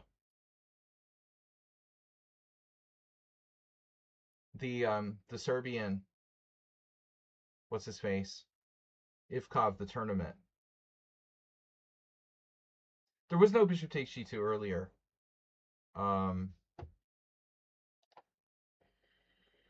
Because like e6 was hanging.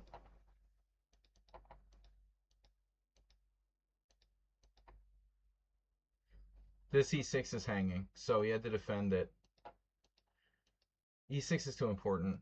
And this is where things got really crazy. Fischer finds a brilliant move, a5, and the rook is stuck on a4. Knight d3, rook f7. It's a weird move, but he gets out of this pin.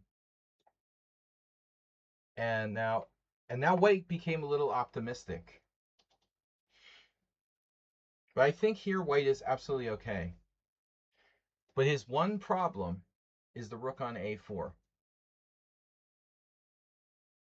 It's not so easy to get the rook off of a4. Serious question. Serious question. How do you get the rook off of a4? Here.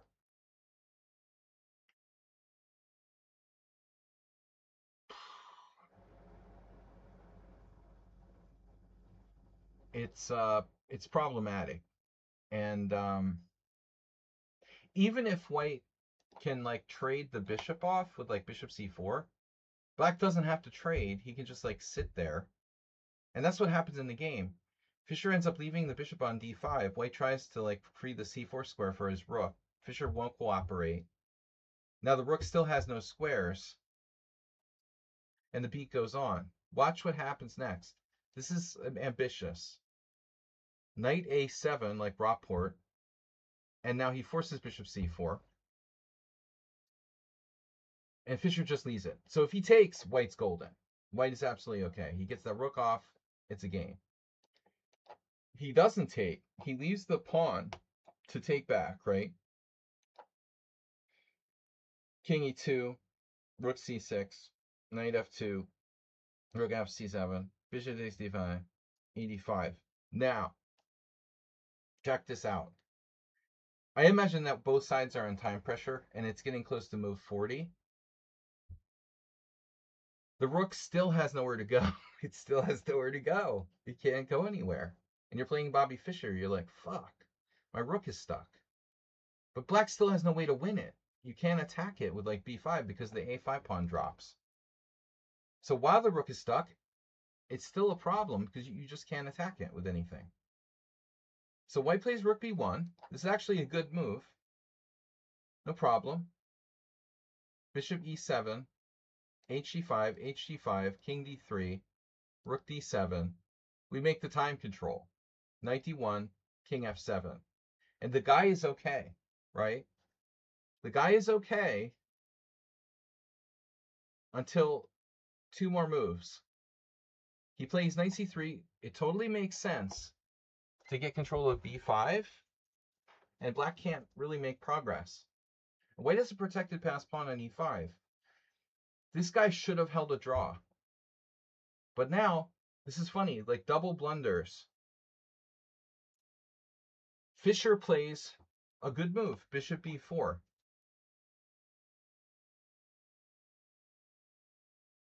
And then, surprisingly, I guess you're threatening b5, right?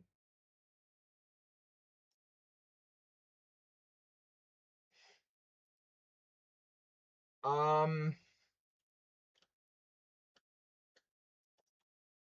right, so this is complicated. What is white supposed to do here? In those days, there was no digital clocks. It was 1965.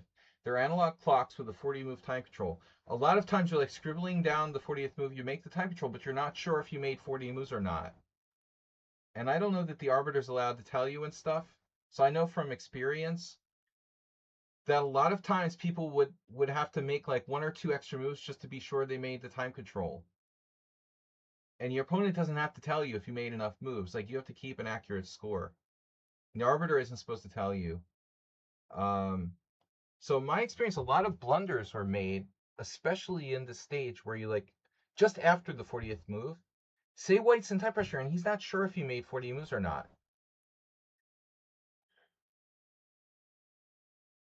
He has to find the right move now to not lose. And I think it's something like 92. But the question is, the guy must have figured he's lost because of b5, right? It looks like it loses to b5.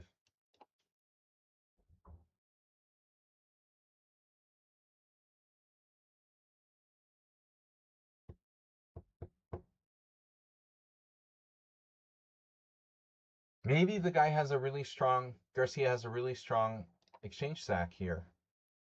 Shit. But it's hard to judge that in time pressure, man. He has two exchange sacks. He has three different exchange sacks, but only two of them are good. Bishop takes b4, b takes a4, bishop c5. This is slightly better for white. Check that out. And then the other one,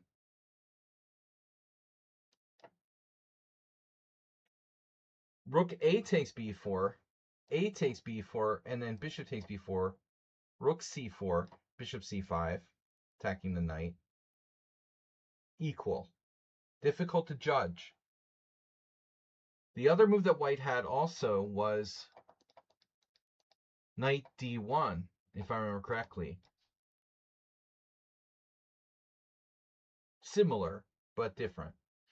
Anyway, so the guy thinks he's in time pressure. Not sure if he made 40 moves. He blunders with a3. Now, here's a question to everybody in the audience, all 6 of you, because we have 6 viewers. I'm very happy for that. Because we're analyzing a Bobby Fischer game. Nothing instructive here, in depth. We have 6 viewers, because they'd rather watch random noobs play bullet chess, whatever. Okay. Why is a3 bad? Serious question. Yeah. Fischer blunders in this position. It's like the ultimate Nimzo, I guess.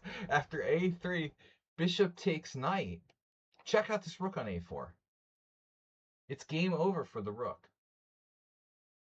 Like, Garcia's going to have to sack a piece at some point. or he's just never going to have a rook, basically. So I assume it was like mutual time pressure. They're not sure if they made 40 moves or 41 moves or 42 moves, because they made a lot of mistakes right between moves 38 and 42. Fischer actually misses bishop takes c3, not realizing how crushing this is strategically. White is like just stuck. So he plays bishop e7.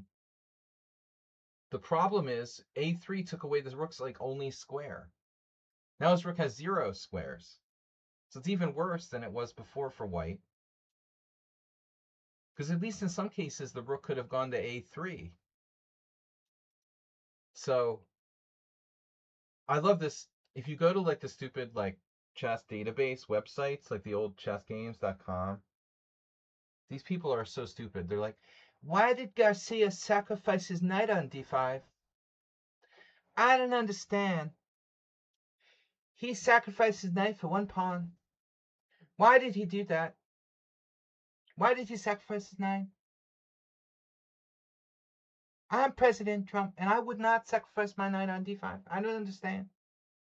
Because the dude's fucking like lost here. His rook is paralyzed. He's in total panic mode. Even if he does like knight b5, rook b5, how are you going to get your rook off of a4? Can someone explain that to me? How exactly that's going to happen? You're never going to get your rook off of a4. You're down a rook effectively. He sacked the knight on d5. It was a practical try. You know, at least now he has like 2 connected passed pawns, and his rook can actually get out. So this was objectively a blunder, but I mean, the guy made a practical decision there. I think it was good. Knight takes d5, rook takes d5, king e4, and then Fischer's winning after rook b5.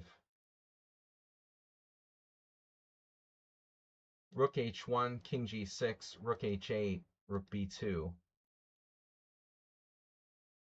bishop b4, and white doesn't have any good moves. His bishop's trapped.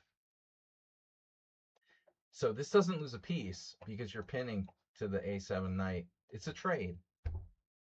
Bishop takes b4. He frees his rook.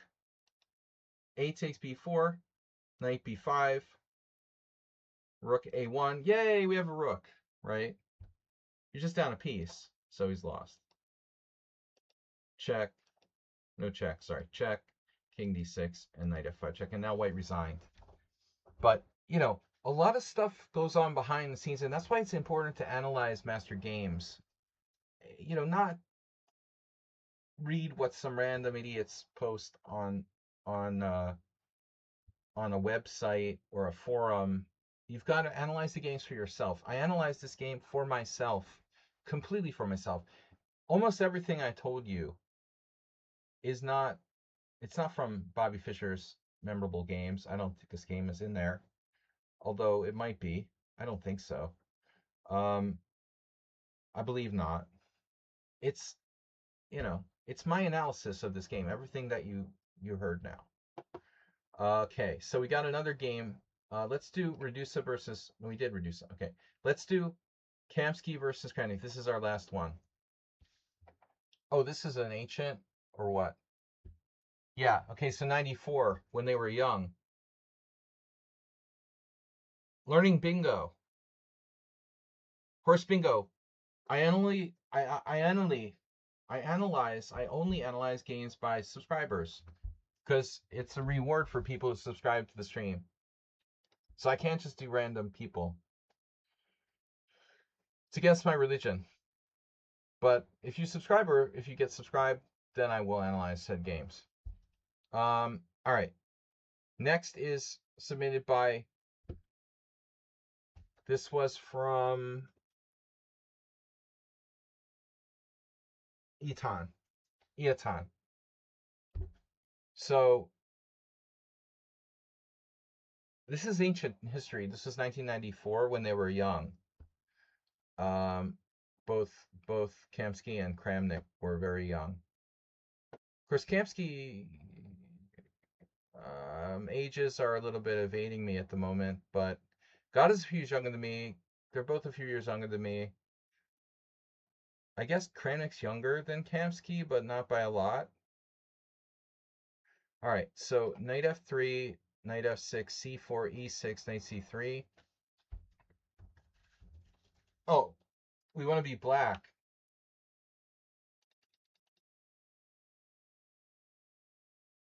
I'm more of a fan of Kramnik, except for the recent craziness. As a player, I respect Kramnik. I think Kramnik is a much greater player than Kamsky. Kamsky, he's a great player. He works very hard at the board, but he's not brilliant. He's not brilliant in the World Championship way that like Kramnik was. Although I do feel like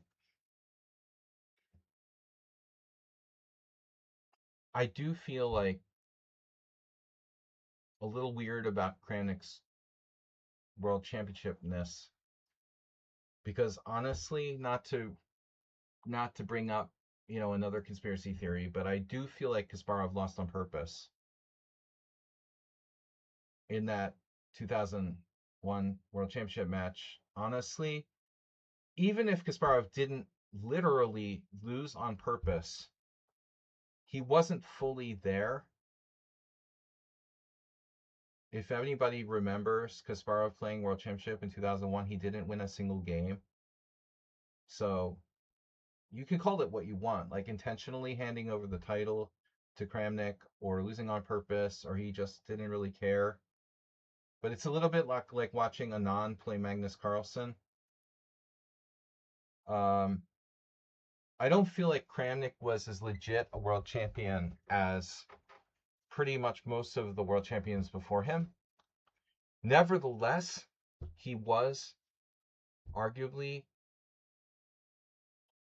probably the strongest player in the world for a brief period. All right, knight f3, knight f6, c4. But in terms of brilliance, he's definitely better than Kamsky.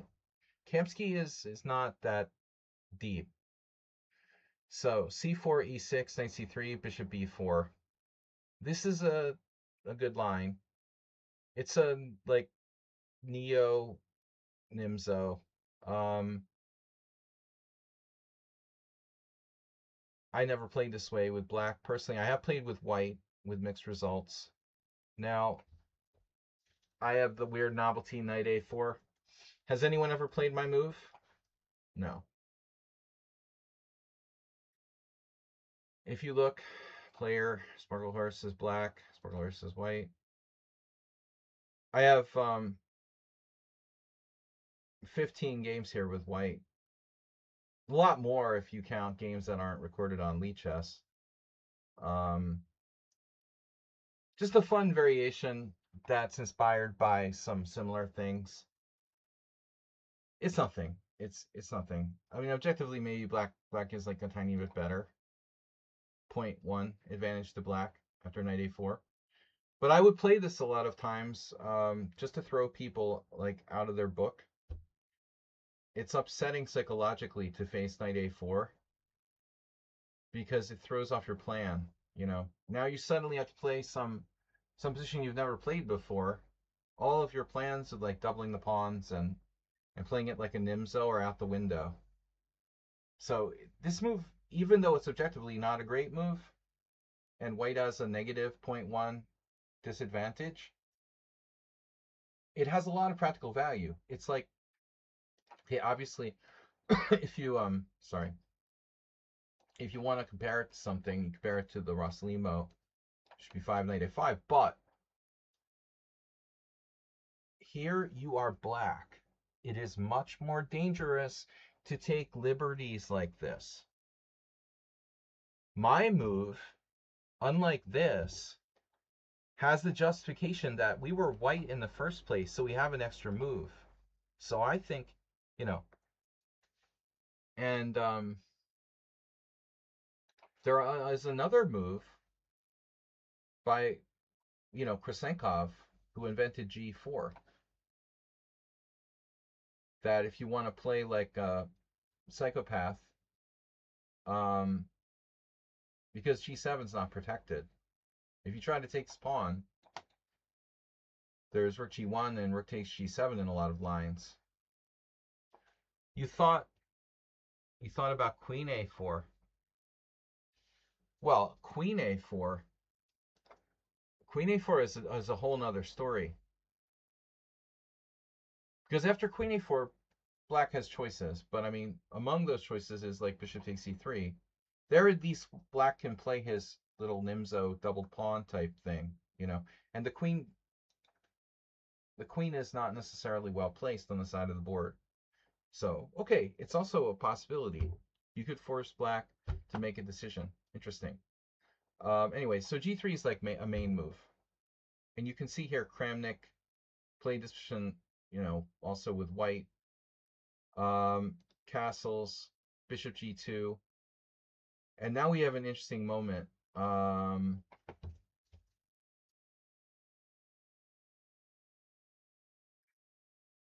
black has a lot of options. c5, d5, rook e8, d6, which is a very typical Nimzo-like move. The one thing that we probably have to be careful about is b6, although it looks like even b6 has been played. Kramnik Anand, 1993. Anand lost to Ribley in 88 when he was still very young. So 95. Ribley Anand, no surprise. Ribley loves this type of 95 stuff. So b6 is a little risky. d5 is very standard. All right, so c5, and now you see there is a knight a4. So Sladgy Tukmakov is still alive. I don't know if he's in Switzerland or he's still in Odessa, but I friended him on Facebook, and he's of course a legendary Ukrainian grandmaster. But I know like even Odessa has come under attack by the Russians, so I'm not sure. Maybe Tukmakov is out of there. But it's so cool that there are still these legendary players like Ribley, like Tukmakov, like Portish here in Hungary, like Romanishin. A lot of them are still around kicking. Knight a4 by Tukmakov played in 1975. But this is a little bit more justified than my move because you're also on c5, and so you're threatening to unplug that pawn by attacking the c5 pawn. It's still very abstract. So black plays knight c6, and now d4. At first I'm like a tiny bit surprised that d4 is the main move here. But actually we're going to transpose to a type of symmetrical English now. I mean, I guess it always felt like a symmetrical English, but it wasn't really. Black didn't play c5 till late. So now he can play bishop takes c3. That's effectively a Nimzo. It's like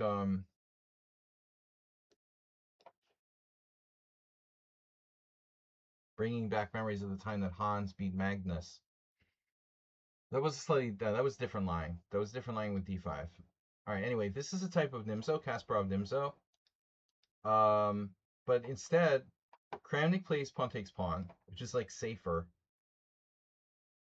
I mean, pawn takes pawn is very principled. You're not committing to giving up your dark square bishop.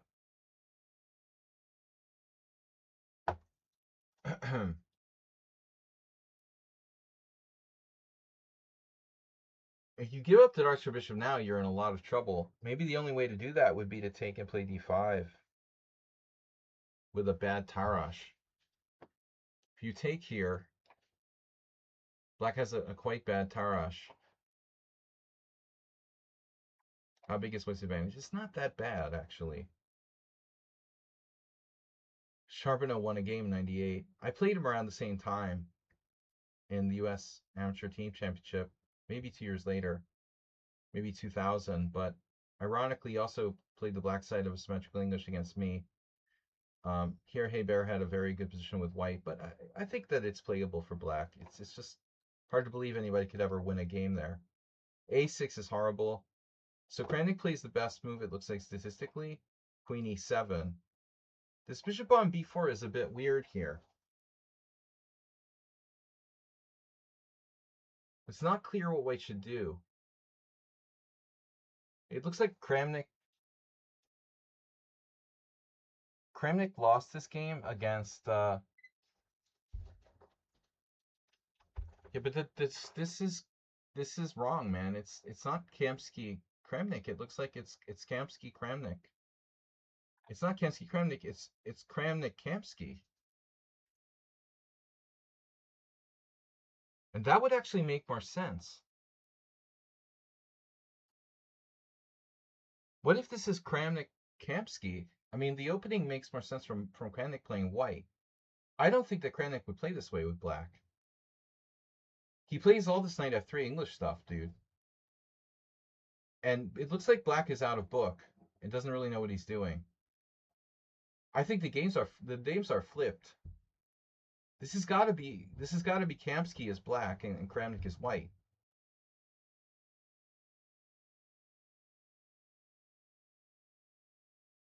The Lichess Opening Explorer says it's that way, and I believe it. So this has been transposed. PCA quarterfinal. It's a candidates match for PCA championship. It makes sense. Kramnik played white. Kamsky's playing something weird. And so white's better. He plays knight c2. Gotta gives up his bishop. But now there's this threat of bishop a3, which is really nasty. So you have to play either rook d8 or d6. But it would be like typical for Kamsky to get like a bad position because he was never very well trained in the openings. Kramnik way stronger in the opening. Somehow he swindles Kramnik later on because he's such a tough fighter. This makes sense. Rook d8, bishop a3. White has like a definite advantage here. But okay, it's dynamic. Tukmakov or a Romanishin, Ribley. Look at these kind of guys, of course. White has so much pressure. B file, 2 bishops. But the doubled pawns is a compensation. But notice that like Kramnik's losing to Kamsky, the only game white has ever lost in this position. White is better.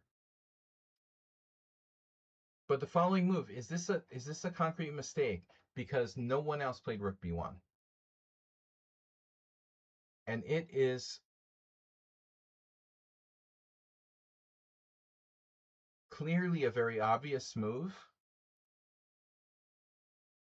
that maybe just felt natural, but it doesn't do anything. It's just a time waster. So God is able to play queen c7 now, get out of the pin, and now he's actually threatening stuff like knight e5, knight a5 to attack the c4 pawn. Kramnik plays knight d4, threatening knight b5, crushing. So a6. A6, very weakening move. What would happen if a6? Well, at the very least, black has a lot of issues with the pressure from the bishops. It's safe to say that black probably doesn't have much in the way of winning chances here. But after knight takes d4, maybe he still does. So knight takes d4, and Kramnik can take with the queen.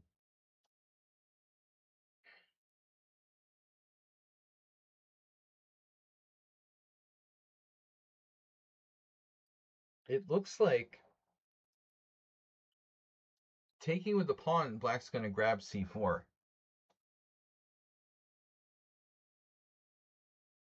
I mean, so what's the deal with queen takes d4?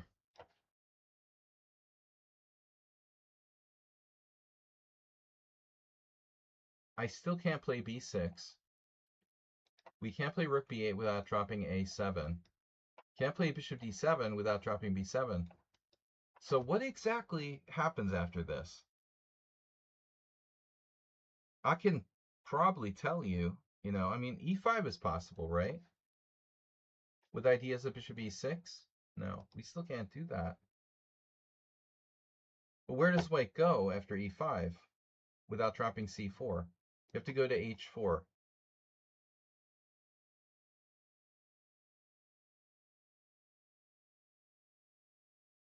And the situation would be very complicated. For example, bishop e6, rook takes b7, queen takes c4. Let's see what the engine says. It's slightly better for white. Queen takes, bishop takes, rook c7. I thought rook c8, but this move. It's close. So knight d4. But I think my bottom line is that queen takes d4, it might actually be a bit safer for Kramnik to not sacrifice a pawn here. Instead, he takes and sacrifices this pawn. So it looks like he still has compensation. He's Kramnik. I'm not anywhere near his level. But hindsight is 2020. It might have been safer to not sack the pawn. Queen d2. He still has.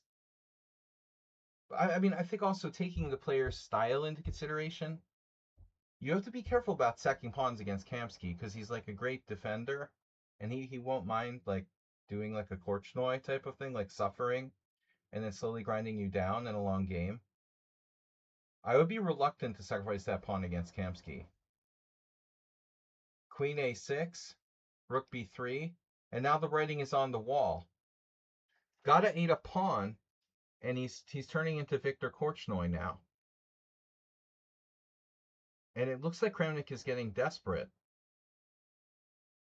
He plays e4. But this doesn't have, there's no threat. This is even defended.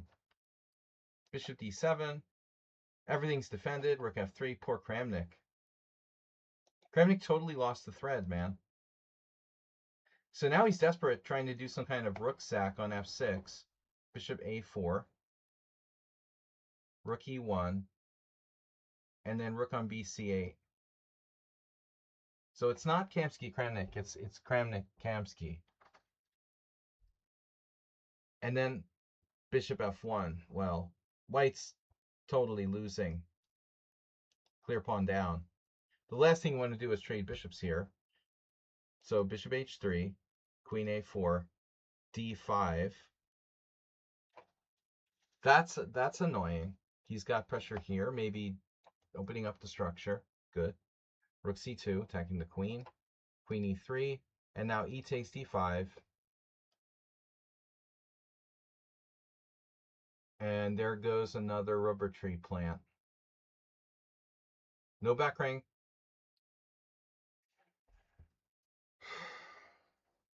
No fancy rook sacrifices are going to save Kramnik.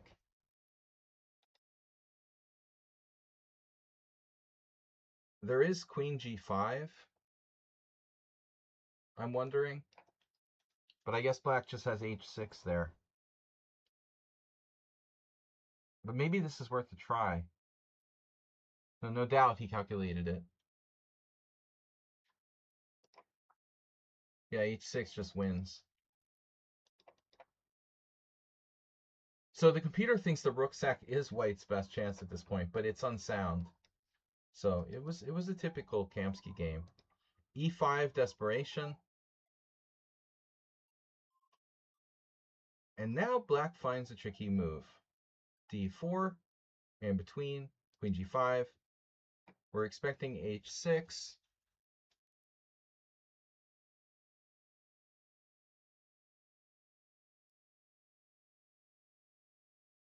We're definitely expecting h6. And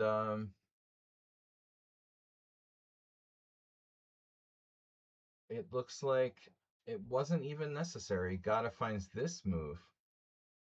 Very nasty move. Attacking e5, attacking the back rank, the undefended rook. Rook takes e2 can be met by queen d1 check, which is like a mating net. So white takes here, check, king g2, no, bishop f1, ouch.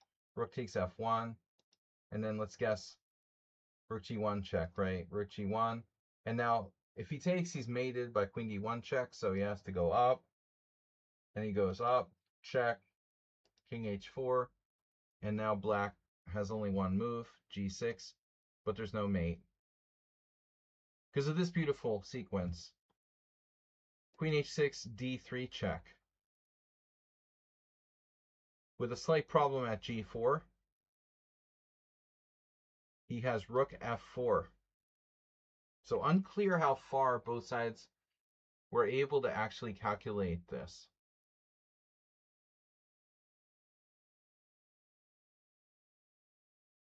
Kamsky actually was able to win with queen takes f4, queen takes f4, rook h1. Wow. That is impressive. g4 defending h2, h6. Are you kidding me? This pawn is a problem. A lot of calculation at the end there. King h3, g5, queen d4, and then rook g1. Got to play f3. That is insane. And so the final threat is what? Bishop b5, d2, queen d2, bishop b5, an unstoppable bishop f1. What's really striking is the calculation that young Kamsky was capable of here. You know, this isn't about just being lucky. Yeah, the game is definitely Kramnik-Kamsky. The battle of the style there was pretty evident. Personally, I wouldn't have played queen takes d4. I mean, I would have played queen takes d4. But okay, Kramnik wasn't really fully Kramnik yet in 1994. He was just almost there. He would eventually be stronger than Kamsky. All right, guys. Thanks for joining me. It was a great stream. I will see you Sunday. No, sorry. I will see you tomorrow. Blitz stream around 1 p.m. Friday morning, afternoon. See you there. Thanks everyone for joining us. Thanks for sharing your games. Thanks for subscribing. Haha. Thanks for donation. Bye-bye. Bye-bye.